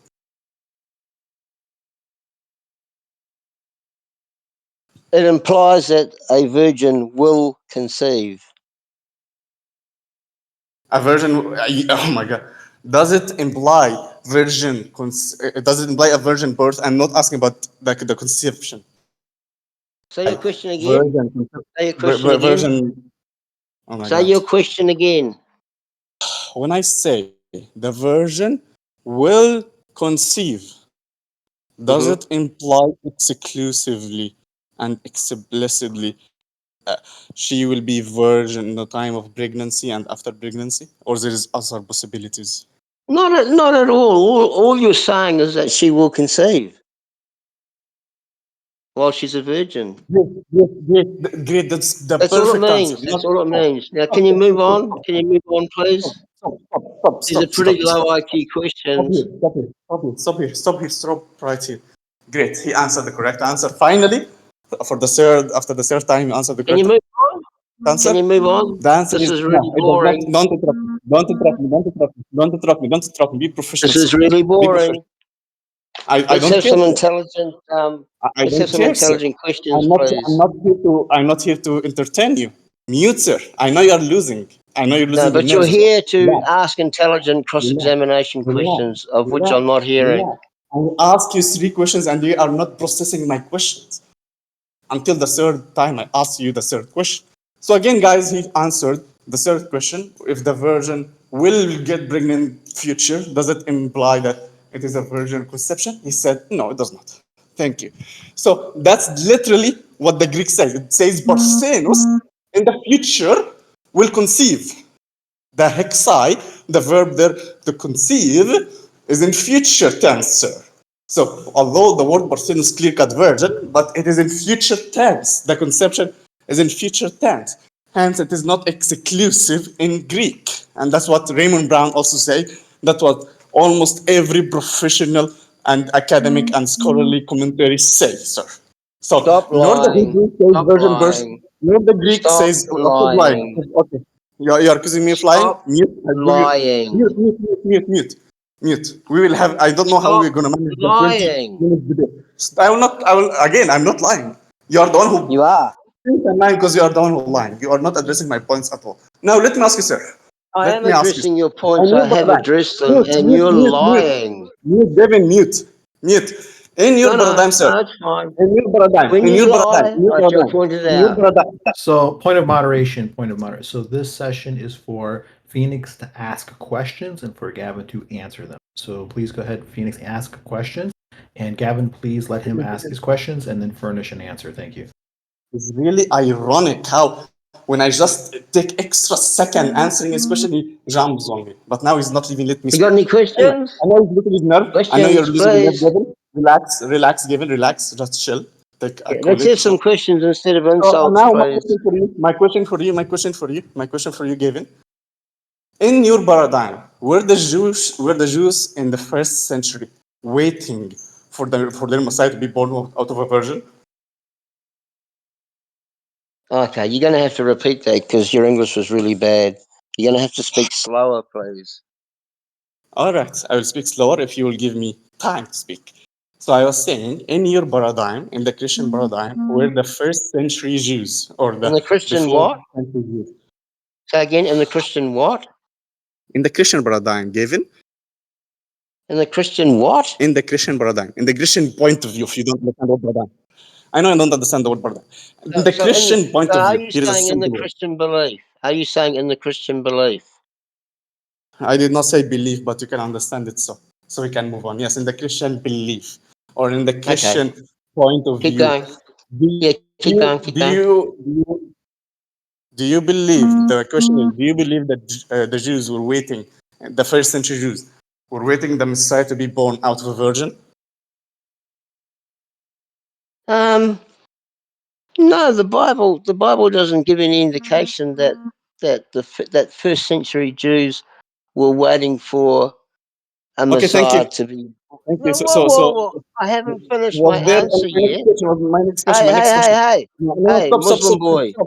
Muslim You just boy! answer my question. I No have need to not completed you need to my answer. you're very slow, Gavin, Gavin. I have Gavin, not he's You're like very completed slow. my answer. Gavin, he's allowed to interrupt you. It's okay. Continue, Phoenix. Wow. Thank Okay. you. And I let Okay. you This is answer. You fine. said no. This is It's not fine. This is the fine. word is not This is in fine. any period of time. In any period of time, did sir you interrupted me, sir? In any period of time, did Jews wait for their Messiah to be born out of a virgin in any period of time? Um, the Bible says nothing. 30 seconds. No, no. Hang on. Okay, thank you, sir. Thank you, sir. I Hang will take. on. By the way, he interrupted me No, a you're lot. letting me answer I want the around question, so 1 minute that's from fine. you. That's fine. That's fine. We'll get Given, you on. We'll wasted a get lot of on to my having time. discussion. Given, mute. You wasted a lot of my time. I have a lot of questions for you to ask, and you Yeah, waste my you're time. wasting All a right? lot of time with really You are the one silly kind wasting of the time. questions. Mute. Given, mute. Thank you. Can Now, you give me since you're not some answering my intelligent question, questions? my other question. You believe it's dual prophecy, right? Sorry.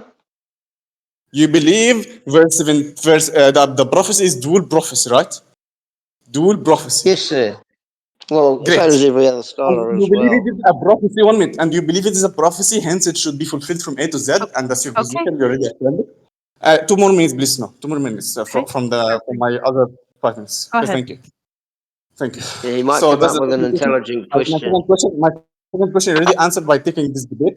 Is this a prophecy about either of them, the first fulfiller or the second fulfiller? You said yes. All right, you affirm it. So my third question is verse 14 saying explicitly the virgin will give birth to Emmanuel and it will be virgin birth. So which verse is it? Verse 14. Yes. Therefore, the Lord himself will give you a sign. The virgin will conceive and give birth to a son, and will call him Emmanuel. So a This is what virgin the will give. verse says. So it's a virgin birth. It is a virgin birth, right? Therefore, the Lord himself will give you a Can you sign. answer, David? Can you answer me? The virgin, listen carefully, the Are you virgin afraid? Are you will afraid from yes or no? conceive. Giving, are you afraid from yes or no? You're wasting my time. Yes or no? Listen, Is it a virgin listen, birth? and, Is it a virgin birth? Yes or and, no? Is it a virgin birth? Yes or and, no? Is it virgin birth? can I complete my answer? The virgin will No. Yes or conceive no? Only and yes or no. give Is it virgin birth? birth to a, Yes. Is it virgin? Is this virgin birth? Do you believe it's virgin birth, right? listen, I'm repeating the words Giving, you're wasting exactly. my time. You are The not virgin answering any will question. You are not All answering any right. conceive question. I And don't know how you are and give that birth. is time, gentlemen. That is time. We're going to go ahead and we're going to move on to our You next wasted portion all of of it. my questions. You did not address a single question. Fantastic. Okay, let's Okay, move on. that is Let's time, move on to open gentlemen. discussion. Okay, gentlemen, we're going to go into the 20-minute open debate. So if you guys want to go fist to cuff, here it is. Yep.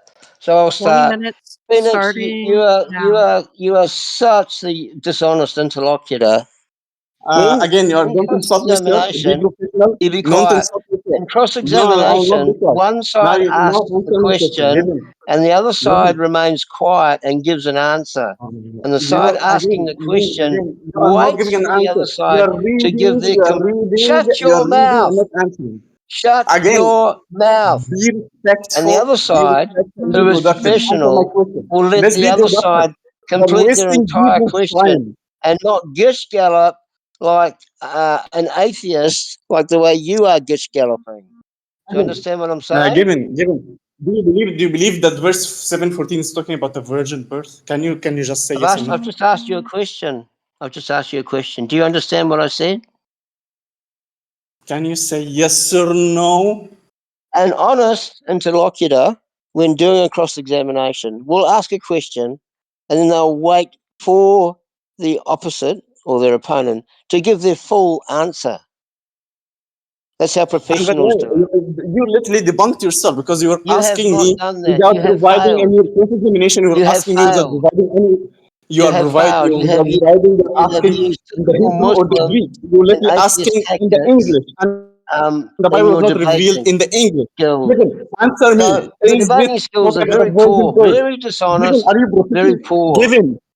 Given, are you processing? Are you processing, sir? I'm saying is Yeah, I'm 714. processing Isaiah your 714. dishonest Talking about virgin birth. interlocutory skills. Is it talking So about virgin anyway, birth? or no? I Is it talking about virgin birth? or no? Is it talking about I'm glad virgin birth or no? I'm glad that you're carrying on gish galloping and talking a million miles an You are hour literally like an not answering. atheist If you just said and yes or over no, you talking don't me even understand the and over question. talking me. So Are you afraid to answer? what what so it seems that you've got a huge hard on about verse 14 being not fulfilled. But what about verse 16 of chapter That's not 7 my of question. That's not my Isaiah? question. You You never are diverting. You are you jumping. You didn't are answer doing the that. Christian shovel. You are Why didn't running, you sir. answer Sir, that? you are running. Hold your Why ground, did sir. you Hold your not ground, sir. answer My question verse is, do you 16 understand of from chapter Isaiah 7? 7:14? Conception, birth, virgin birth? When you come to a debate, Phoenix, Answer. you really have to have a good command of English. Now I'll repeat my question. You are not Why letting me did you speak. not You are not answer? hearing me, sir. You are not Why hearing did me Jesus because not fulfill verse you are 16 not, you of are not letting me Isaiah speak. chapter Let me 7? speak and you'll have a civilized debate. So, chat, you see, when someone lacks knowledge, that's what happened. He keeps yelling and without Oh, appealing to the letting the chat. other side ask a question. Appealing to He the keeps chat. My dodging goodness. the ask a question. So, Gavin, Don't appeal to Gavin, the chat. for the last time, That's the sign of a for the last loser. time, for the last time. You see, you are done insulting now and projecting. You It know might you're be gonna the lose last now. time too, Yeah. yeah, because the mods Gavin, might call Gavin, this to a halt, I Gavin, think. for the last time. For the So last time. you're appealing to the chat, Do you understand from which Isaiah is a very 7:14? bad Do you sign. understand? Do you So understand? why Do did you you not understand from answer Isaiah? my question Do you about verse understand? Do 16 you in understand? Isaiah Do you? No, it's chapter no. I cannot. 7? We cannot do it like this. No. So what you're doing is you're talking over He's the not top of even me. addressing my You're gish question. He galloping. keeps he You're keeps gish yelling at galloping, me. which is not how Gavin, Gavin, professional Gavin, debaters Gavin, Gavin, conduct Gavin, Gavin, themselves. Gavin, Gavin. Answer me. Yes or no? Yes or no? Do you understand from Isaiah 7:14 that it is a virginal virginal birth? Virginal birth. I'm asking about the birth. Do you understand this is a virginal birth? Yeah, because it says the virgin will Yeah, please conceive and give immediately birth answer. to a son. Can you understand that? Oh my God. Yes? Are you gonna answer Can you me? understand that? Can you Say, understand that? you did The not even virgin answer. will conceive and give birth to a son. You understand that English, right? Is this birth, again, is this birth a virgin birth? Okay, you're gonna say yes, you affirm it. Anyway, I know your position more than you. You're gonna say yes, you affirm it. Then if you The affirm this is a virgin virgin will birth, if you conceive affirm this is a and virgin give birth, birth to a and you son. and one minute, Is if you is affirm that that straightforward? Isaiah 7:14 says a virgin will conceive, then how, and this is explicit on Mary, then how can it be dual prophecy? How can someone else, mother, fulfill this prophecy if it's explicit on Mary? You refuted your own position. You believe it Because is I can tell you dual why. prophecy? No, no, no, I can no. tell you You believe why. it's dual prophecy. You I believe can it tell you is dual why. prophecy, and at the same time, If you'd you stop believe that spurging it's and only Mary can fulfill verse 17. You believe it's dual prophecy, while you believe it you were only Mary can fulfill verse galloping 14. and How the can this work? spurging, I can tell you why. Did Mary I've give already birth to explained, Isaiah's son? Did Mary give birth to Hezekiah? but I can How can explain it be it to only you about further. Mary? Okay. So it's a dual prophecy because there's a short-term Mary and be prophecy dual prophecy as well. that You are contradicting yourself. can you stop spurging? Can you stop spurging? This is not my opinion. This is the scholarly consensus, Phoenix. The scholarly consensus is that the prophecy from Isaiah was a dual prophecy in that it fulfilled a short-term need and also the longer-term need 700 years later of the birth of Jesus Christ, who was called Emmanuel, God with us. You can understand that, right?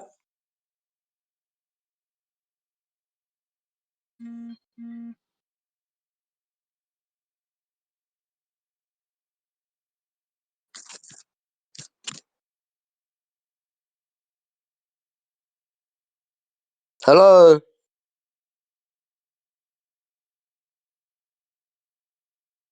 Phoenix, are you there? Can you hear me, Snow? Yes, I can. Okay. I can only hear you. I can't hear Phoenix. I I can't cannot hear hear Phoenix either. Black. I didn't say I anything, can but hear you. let's wait a few moments for Phoenix. Maybe he needs to reconnect or something like that. Let's Sure, sure, that's give him a fine. little bit of time here. Thank you. That's fine.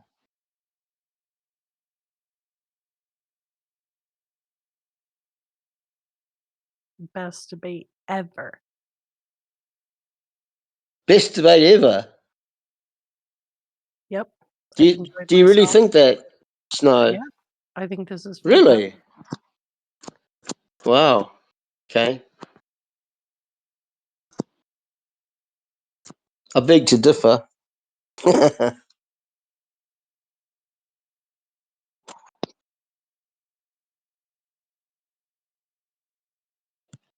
I'm annoyed I couldn't get my camera to work.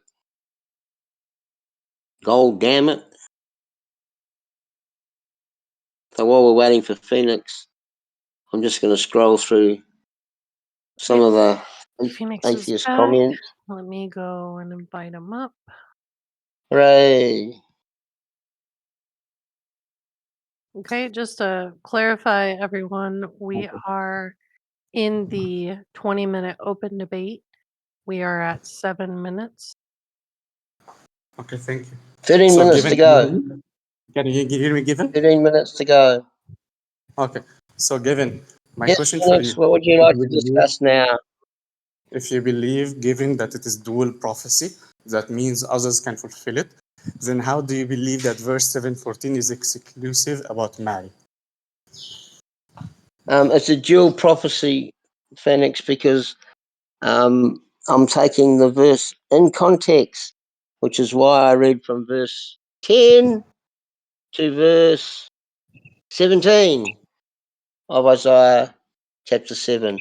Nobody who's a biblical scholar, and I'm not saying I'm anywhere near being a biblical scholar, nobody takes one verse in isolation and builds a whole belief system around it. Gavin, That is Gavin, foolish and answer the amateur. question. I Answer the just question. did. I You just are did. not answering the question.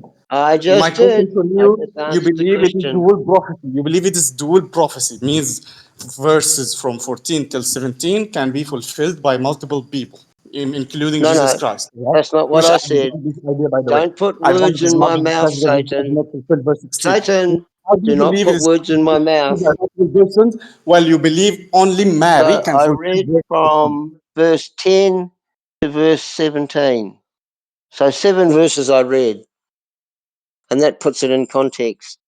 It is a dual prophecy. You This are is the not answering. scholarly consensus.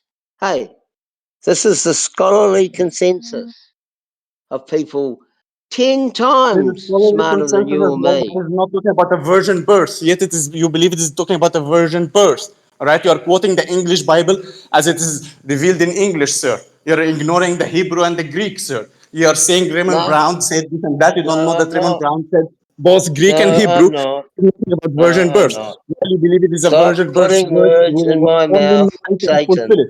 Where can Mary, how can Mary fulfill this, be the only fulfiller of verse 7:14? While you believe it's dual prophecy means there is another mother for another Emmanuel.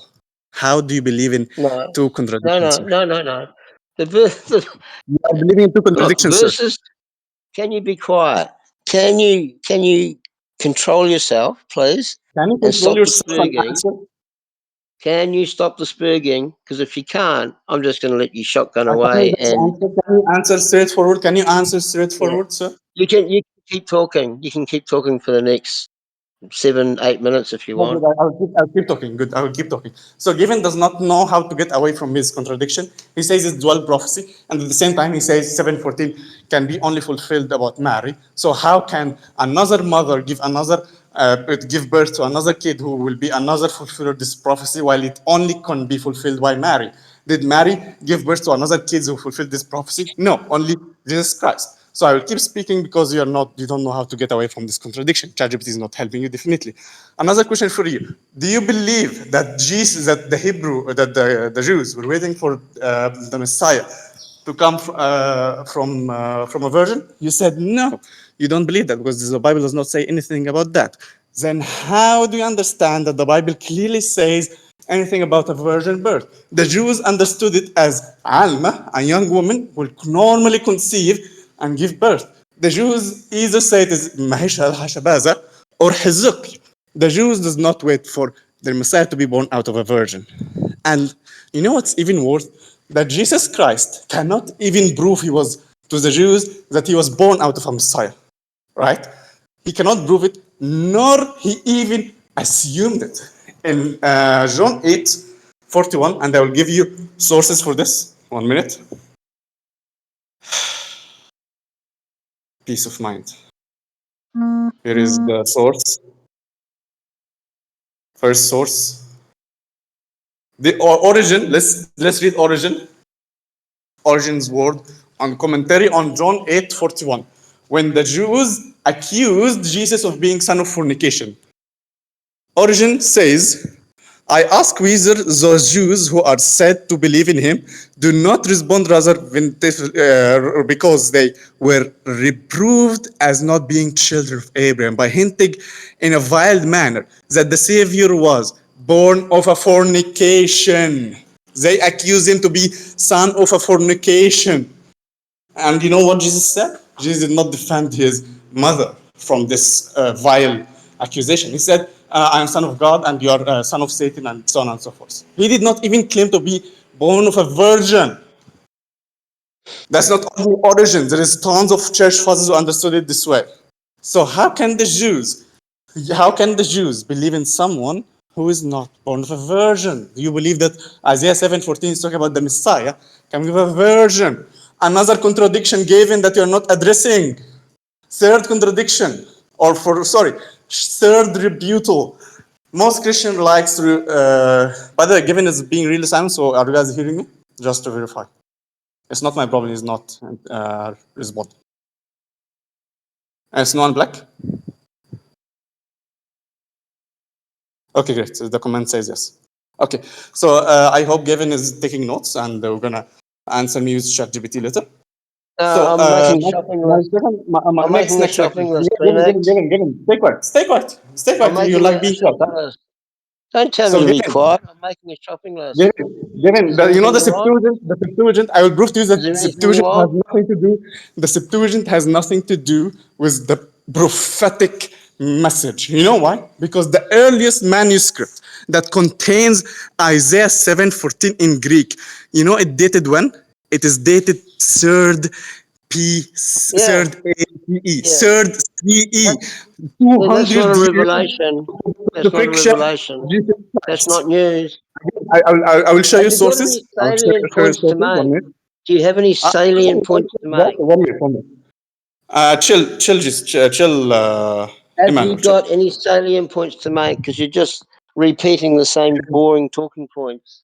You're literally wasting my time. Relax. I will No, give you I the think source. I 1 minute. think it can be said that you're the one wasting the time because In of this your link, in this dishonesty. link, you can see. In this link, you can see in the earliest manuscript that contains Isaiah. The whole of Septuagint Isaiah is preserved after 2nd CE. The only manuscripts that exist for Septuagint for before the birth of Christ are the 5 books of Moses. Only. What's the earliest text? Including Hey, Isaiah, what's the are earliest text? Hey, after Muslim Jesus boy, Christ. So Muslim if we boy, have a close your newspaper, mouth, so if we close your have a mouth newspaper, so if we for have a 15 newspaper, seconds and so if we answer me have a a simple newspaper, question. What's the so if we have a earliest text newspaper, available of Gavin, Isaiah? Gavin, Gavin, What's the Gavin, you're not earliest addressing text anything. available Okay, of go on, Isaiah? address, go on. Muslim boy, be quiet. Tell me what the earliest text available is of the book of Isaiah. And the Septuagint or Hebrew, that's the thing. You are lost. You don't even understand that there is two So what's versions. your You answer? are asking What's me, your what is answer? the oldest preservation Give me of a clear Isaiah? answer. Are you asking in Hebrew or Greek? Clear answer. Are you asking Come in on. Hebrew or Greek? I don't care. You give me what you think is the No. earliest For the Greek, um for the Greek, book for the Greek, the of earliest, Isaiah. the Greek is Barcenos. Which one is it? The earliest, I will just send you source as well. Because I see you did not even check the source I sent you. 1 minute, I will send you another source that says the You didn't earliest send me any dating for sources. the You didn't send Septuagint. me 1 any minute, sources. Answer my last one, question. What last one, is the relax. earliest copy? What is the earliest copy we have of the book of Isaiah? Tell And the me. Septuagint is in the second Tell century me. CE. As I sent, Okay. So check you lost the that side chat. one. I'm Hey, sending in the side hey, chat. Muslim boy, I'm Muslim sending in boy. the side chat. The The earliest manuscript that contains the the earliest word copy Barbanos in that the we Septuagint have is of Babylon the full book of 967. Isaiah Dated is to in be the Dead third Sea century. Scrolls. You Third dishonest Muslim. century. It The Dead is Sea dated. Scrolls have the most Oh my God. fullest One complete book one of minute. Isaiah. 1 minute. Everybody What do you knows understand? that, These scrolls say especially عن, right? It's people not who Barbanos. I'm talking study about the Greek. religion. So you Oh my lost God. that one. So keep Oh my God. spurging and keep embarrassing You're not, yourself. you're not even processing. You're not even processing what I'm saying, Gavin. That's the problem. I wish if someone better could hold this debate You because I didn't know that the will Dead be, Sea Scrolls contain will the be most able to hold complete an version acceptable of debate. You're Isaiah. not even That processing. is terrible. The earliest Septuagint, I'm talking about the earliest Septuagint, and you're talking about Dead Sea I'm Scrolls. talking This is about the closer than earliest Hebrew. copy of Isaiah is in the Dead Sea Scrolls. Wow, The wow, earliest, wow. the And you earliest didn't know copy that. of the Septuagint, the earliest copy of the Septuagint is not in second BC, second century Yeah, BC, like stop how blurting Christians rubbish. say. Stop blurting And rubbish, okay? Stop lying. CE, after 200 years of Jesus crucifixion. Stop So if you have a new lying. birth, Gentlemen, Stop if that you have a lying. new concludes it. birth, so if you have, That Great, we're concludes finished. the 20-minute open debate. We're going to do 5-minute closings per person, and then we'll do some audience questions. And then everybody needs to stick around because we are going to be putting out a poll to see who won based on the audience opinion. So, Gavin, since you went first, would you like to go first for closing statements, or Phoenix, would you like to go first?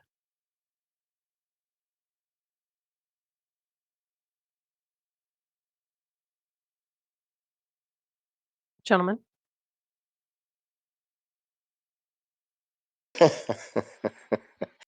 He wants to go last. He wants to go last because he wants to go over time. So I'll be the bigger and better person and I'll go first. So this has probably been for me, one of the worst debates as far as a dishonest interlocutor is concerned. by the way, I I lagged for just, a minute. Can you hey, hear me, guys? hey, hey, hey, hey, your mouth Can you hear stays me? shut. Okay, hold Oh, hold we on, can Am hold I hear on. hearable? you. We're gonna We can let we're hear gonna let you. we're gonna let Gavin go first. So, Gavin, go ahead and go first with your closing Can you hear statements, and me? then Sure, yes, we hear you. we can hear you. So please be quiet. This is my Okay, 5 minutes. This you bond, ready? Alexander. Go on. Can you be quiet? Can you be quiet? All right, go ahead, Gavin. So, this has probably been the worst dishonest interlocutor I've ever encountered, and I've encountered some bad ones. Um, a classic example is I asked my interlocutor, what is the oldest copy of the book of Isaiah known to mankind? And it is in the Dead Sea Scrolls. My interlocutor did not know this. This is a shocking admission of ignorance. So that's one thing. The other thing that was really apparent was these tactics of cutting me off when I was partway through an answer to a cross examination question. That's not how professional debaters do it. In cross examination, like if I was cross examining you, Phoenix, I would ask you a question and then I'd wait for your full and complete answer. And then I would ask another question. I would not cut in on you and overtalk you and not allow you to finish because that's a sign of unprofessionalism and being an amateur. And it's a tactic that atheists use all the time. Seems to be something that you Muslims are picking up on. It's not very effective because it doesn't make you look particularly honest. Um, there seemed to be a lot of talk and a lot of time wasted about the word virgin. Um, and it is true that as a Muslim, you would go to scripture with presupposition. They don't say you don't because everybody has presuppositions. Even science, they have presuppositions. So that's another bad loss. What else have I written down? Um, he kept going on and on about Isaiah 7:14 says nothing about a virgin birth. And yet it's clear. Therefore the Lord himself will give you a sign. The virgin will conceive and give birth to a son and will call him Emmanuel. And that's confirmed 700 odd years later by Matthew, who says almost the same thing. In verse 23, in the first chapter, he says, um, I'll start from 22. All this took place to fulfill what the Lord had said through the prophet, meaning the prophet Isaiah. The virgin will conceive and give birth to a son, and they will call him Emmanuel, which means God with us. So I think your wiggle room is greatly restricted there. Um, and appealing to the audience is, as you did, is a loser's tactic. If you appeal to the audience, it means that you're not even sure yourself or confident in yourself. And probably the last thing I want to say is that one of the things I always do is send my opponent all of my evidence and sources a few days before the debate, just as a matter of courtesy, because it's a traditional thing to do to show that you are being honest and open. You said you would send me your sources and your evidences, and you did not. And your excuse was you forgot. Sir, you are a liar by your actions. Your actions have betrayed you as a dishonest interlocutor, and that's probably all I have to say. I'll just leave it at that. I'll yield my time. Okay, excellent. Whenever you are ready, Phoenix. Yes, I'm ready. Can you guys hear me? Yep. Thank you. So instead of going all off on Gavin, how Gavin went all of me, I would like to focus on the material instead, because that's why we are all here, right? That's why we are all dedicated 2 hours of our time to be here, not for two people to fight. It's for two people to argue on a point. So my point to begin with was that Emmanuel, Jesus Christ being Emmanuel, cannot be. Why? Because number one, the prophecy starts at verse 14 and ends at verse 17. Verse 14 in Hebrew and Greek are affirming with their own priests, with their own sources, with their own Christian commentaries, says that the Greek does not hold any meaning within it, that it have conception and virgin birth, nor the Hebrew, for reasons that I stated. The Hebrew says that it is Alma, which Alma does not have the clear meaning of Patula, virginity, and the Greek says Parthenos, and Parthenos again is clear cut virginity, but it says in future the virgin will in future give birth. Well, in the future will she still be virgin? We don't know. She could be and she could not be. So it became ambiguous. That's number one. Number two, about the context itself. The context itself does not support the idea that Jesus, someone who will be born 700 years later, will fulfill this prophecy. This prophecy has only one fulfiller, who should be either Hezekiah or Mahesh al-Hashabaz. The dual prophecy is not applicable here, although the Christians affirm it is dual prophecy, but it's not applicable here. Why? Because Jesus did not fulfill verse 16. Verse 16 says, before the child knows to refuse the wrong and accept the right, the two lands that the king is dared from will be destroyed or be laid waste. When means there is a time frame and there is a prophecy. The time frame is after Emmanuel is born and before he matured up. All right. So it will be in his childhood time. Where in Jesus' childhood time was this prophecy fulfilled? Never. So again, you did not address this question at all. You failed to address this question, Gavin. You are not unsincere. You are not sincere in this one. Next one, I will keep moving forward though. The Greek Septuagint in itself cannot be used as a source. You know why? Because the earliest manuscript, and when I was talking about the earliest manuscript for Isaiah, I was talking about the Septuagint. The Septuagint Isaiah. It is in, because the Hebrew Isaiah says Alma, does not say Betula. So I'm talking about the ones that says virgin. It is in 2nd century CE, means 200 years later after Jesus Christ. And I sent the source in the side chat. So let's say I have an analogy. Let's say a newspaper is written 1930, last century, 1930, and says the Germans will lose the World War II. This will be a prediction, a great prophecy, because it did happen and it was documented before the event. So it is a prophecy, it is a prediction. But if a newspaper said that the same thing, the same title, that the Nazis will lose the World War II, in 1950, 5 years later after the World War II ended, will this make sense as a prophecy? No. It is not a prophecy anymore because it was documented after. And since we have the earliest copy of the Septuagint manuscript to be dated 200 years later after Jesus Christ, hence it is not a prophecy anymore, and the Greek cannot be used to supply this argument. So you have only the Hebrew argument or the Hebrew text, and the Hebrew text does not say Parthenos, does not say Batul at all. It does not support you. 1 Moving minute. on, thank you. Moving on, notice how I'm only talking about the argument given, not talking about you, because you don't. I don't care about you. I care about the argument I want to discuss here. So the main argument here also that you believe it is dual prophecy, yet at the same time you believe only Mary can give birth to Emmanuel. So how can it be dual prophecy and others can fulfill it, while only Mary can fulfill verse 14? Did Mary give birth to other children than Jesus Christ that fulfilled this prophecy as well? No, the other candidates who fulfilled it, like Isaiah's son, who you affirmed he fulfills this prophecy the short term, was not son of Mary.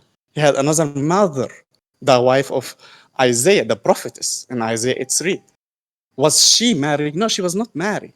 So how can Mahesh al-Hashabaza be the fulfiller of this prophecy at the same time his mother was not married?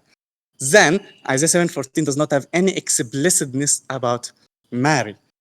Again, you're having all your positions in a contradiction. You believe in that and you believe in this, and both positions contradict each other, while also contradicting yourself. You say that I should behave and should be professional while you're not even addressing my questions. I don't care if you insult me, if you attack me, I don't care. Just address my questions, which you did not. Thank you. Okay. May So Allah guide us. that concludes the debate. Thank you so much, Gavin. Thank you so much, Phoenix. Uh, Black is currently gathering scorecards.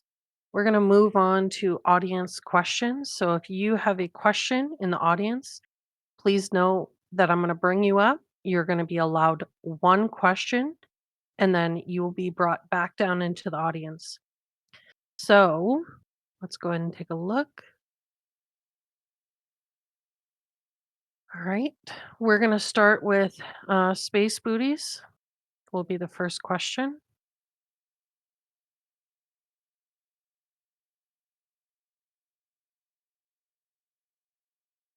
And like I said, please stick around because we are going to put up the poll for the audience. So you can go in and put your own opinion on who you think won the debate. Okay, well, I don't see Space coming up. Space, are you there?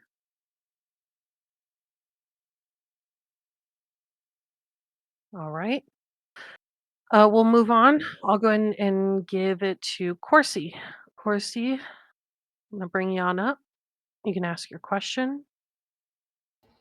I have one question, and it's for Gavin. Can a virgin have sex and then conceive of a child, thus fulfilling the virgin conceived and had a child? Can you repeat your question? I'm just trying to keep an eye on the fish hooks. Sure. Can a virgin? Slowly. Don't get scared off. I'm literally, I got 3 words in, Gavin. Chill. Can a virgin? Yeah. And you ask slowly. Gavin, I am literally being as slow as I argue with can. me. Don't argue with me, audience member. Why? Stop running. Jeez. Can Slowly, a please. Shut up. Can a Don't tell me to virgin shut up. Hey, listen hey, listen to the you're not a question, mod All right, Gavin? here. all right, gentlemen, You're not a mod gentlemen. here. Listen Listen, to the question, we Gavin. have a For limited goodness. time, so let's go ahead You're and not get the a question mod. in. Let's hear your question. Listen. Let me ask it. Here, I'm going to ask the question. Can a virgin have sex and get pregnant, thus fulfilling the prophecy of a virgin conceived and had a child?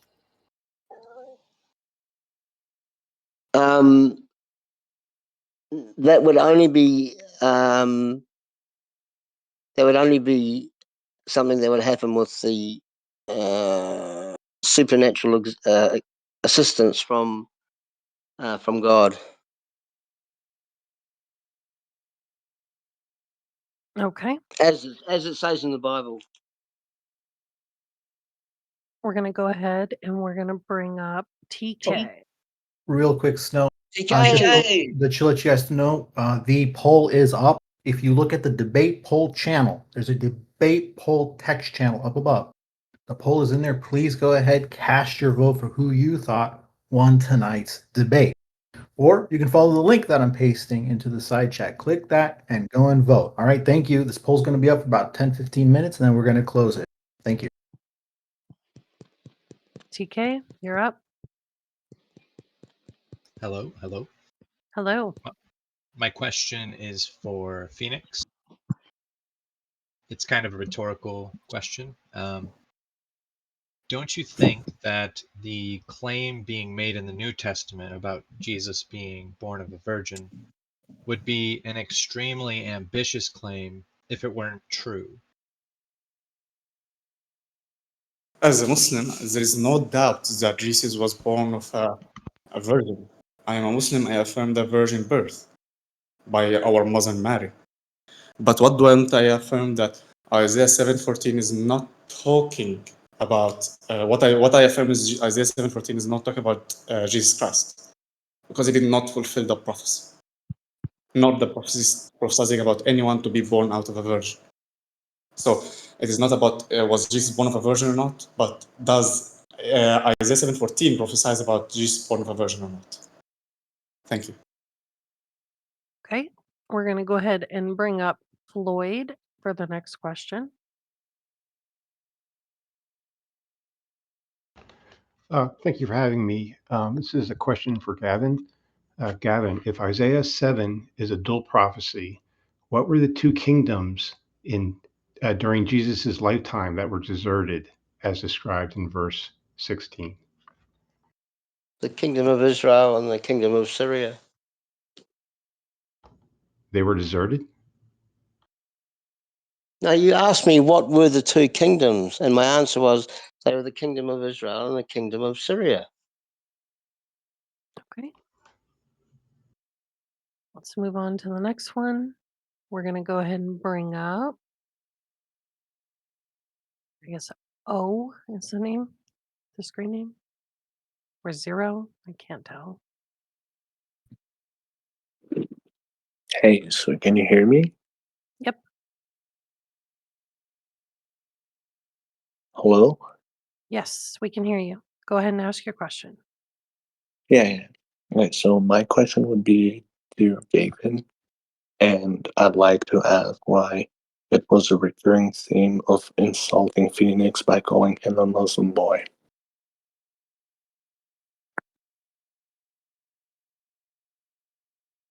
What's your question? My question is, why was it a recurring theme throughout this debate to call Phoenix a Muslim boy? Have you ever debated in your life, in a live debate? Your answer doesn't matter. But things can get pretty heated in debates, and insults can get thrown around quite easily. So that's the answer to your question. Okay. Next, we're going to You can bring go up, now. we're going to bring up Mansoor. Mansoor, what is your question? Hello. Yeah, I got a question for Gavin. Is there any place in the New Testament where either Mary or anybody else refers to Jesus as Emmanuel explicitly? No, I don't think so. Not off the top of my head. Okay. We're going to go ahead and bring up tail recursion for the next one. Hello. Phoenix, I have a question for you. Given that this debate was rather easy, are you thinking about maybe having this particular debate again with someone else that might be more challenging? Definitely. I would just say this before the debate ends that I am open to take this debate with anyone. Matter of fact, If Matthew got resurrected, I am ready to debate Matthew himself on this topic. Yes, sir. Okay. We're going to go ahead and bring up we'll bring up Ruby. She was sitting there for a while.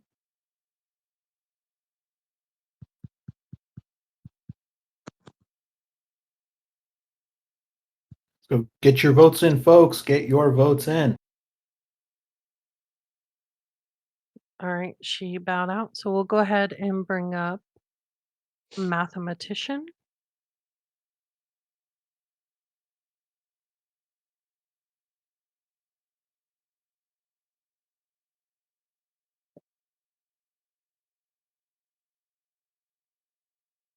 Go ahead and state your question. Yeah, so my question is for Gavin. Last time I checked the poll, it was like 90% to Phoenix. So I'm just kind of curious on what you think about that. If you have any like introspection about that. Nothing that I'd share with you. Okay, we're going to bring up double EV for the next question. Go ahead and state your question. Wa alaikum assalam wa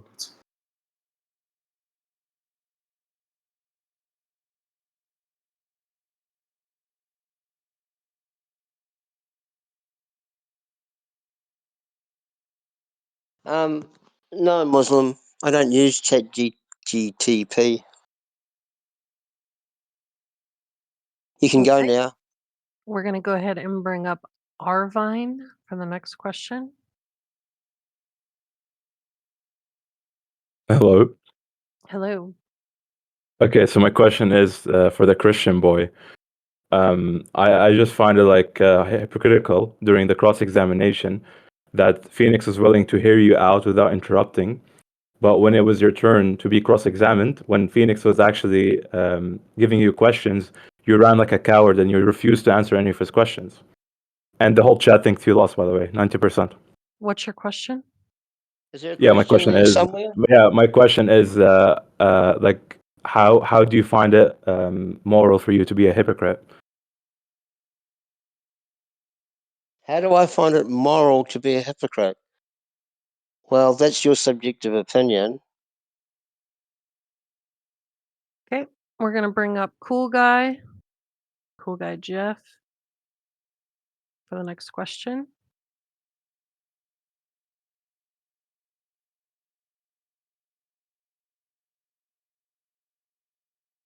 I can't wait for this from Cool Guy Jeff. This could be the question of the night. Looks like it didn't go through. Okay, well, let's go ahead and bring up Shade then. Shade, you're up. What's your question? Can you hear me? Mm-hmm. Alrighty, so Gavin, my question for you is over multiple times in the course of this debate, you were asked this question, but I don't feel that you ever really answered it. And of course, he also asked us. So when we make the statement that a virgin could conceive a child, this is talking in the future. She could conceive a child. Which would you agree that a virgin could have sex, lose her virginity, and then conceive of the child? She's a virgin now and could have the child later. Would that also fit within that area? Well, you probably didn't listen to my answer to Corsi, but this is Mary conceived with the intervention of God or the Holy Spirit. This is nothing new. So this is what happened. You understand what I'm saying? Okay, good. Let's bring up Bumblebee. Oh no, Bumblebee dropped out. We're going to bring up Ahmad.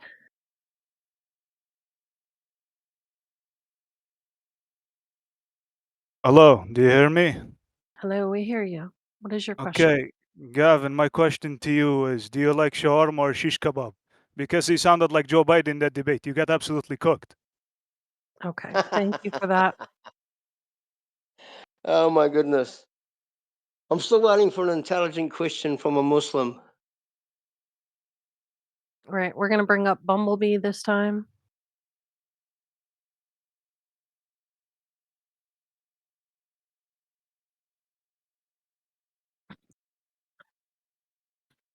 Oh, real quick, we got an announcement to make. I don't think this comes to any surprise, but the results are in. Okay, so Phoenix wins the public poll 89% to 11. The judges' scorecards came in 3-0 in favor of Phoenix. Phoenix is the winner of the debate. Thank you very much. We're going to finish out the Q&A here, a couple more questions, and then we're going to move to the after party, which Snow will announce is just shortly.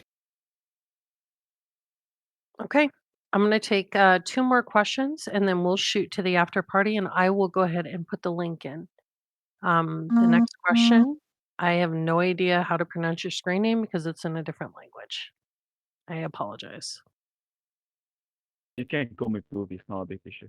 So Gavin, I have a question. So, like, through the debate, you can see that you're not following up. Like, we can see that uh, Phoenix was asking you the question like 5 times, and you were asking him the same question like 10 times. So, respectfully, I'm not trolling. How many times did you go in today? I'm not trolling, wallah. Thank you. Was there a question there, Snow? No, I don't think so. Okay. He can be It was a dismissed. question. I asked a question. How many times did you go in today? Okay. How many times what? We're gonna go ahead and bring one more person up. God, a minute is the last Got a person, minute. and then Got a minute. we're gonna be This will done. be an intelligent question, I can guarantee it.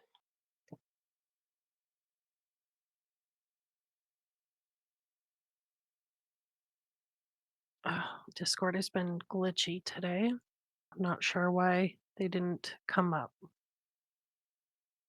That's okay. Maybe you We'll could type it in the chat. we'll give it one more second because they might still be connecting. And in the meantime, I'm gonna go ahead and post the after party. I hope really he connects because I believe he have a question for me. So I'm interested in his question.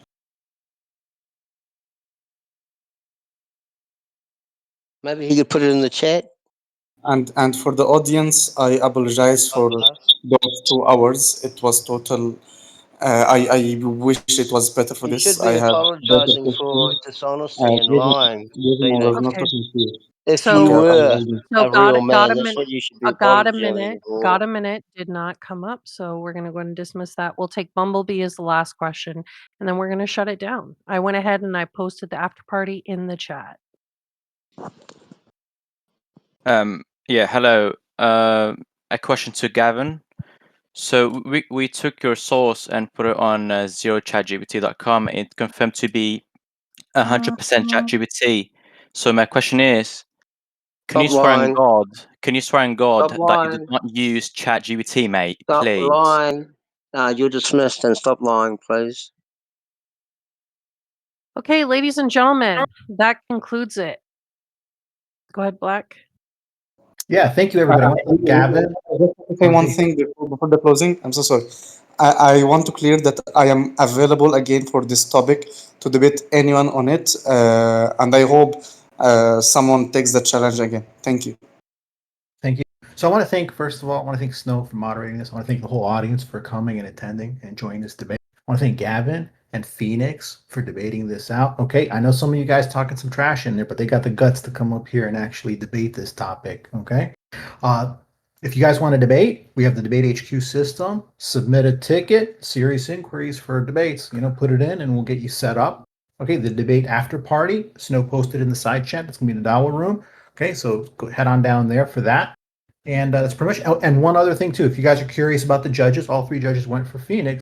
The judges' demographic breakdown was 2 atheists and 1 Christian.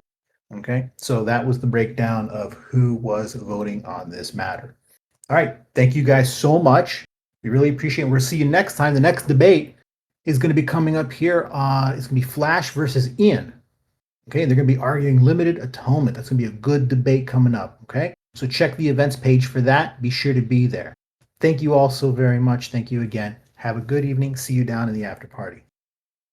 Thank you, Black, and thank you, Snow. Thank you, everyone. Thank you, Don. Thank you, Gabe.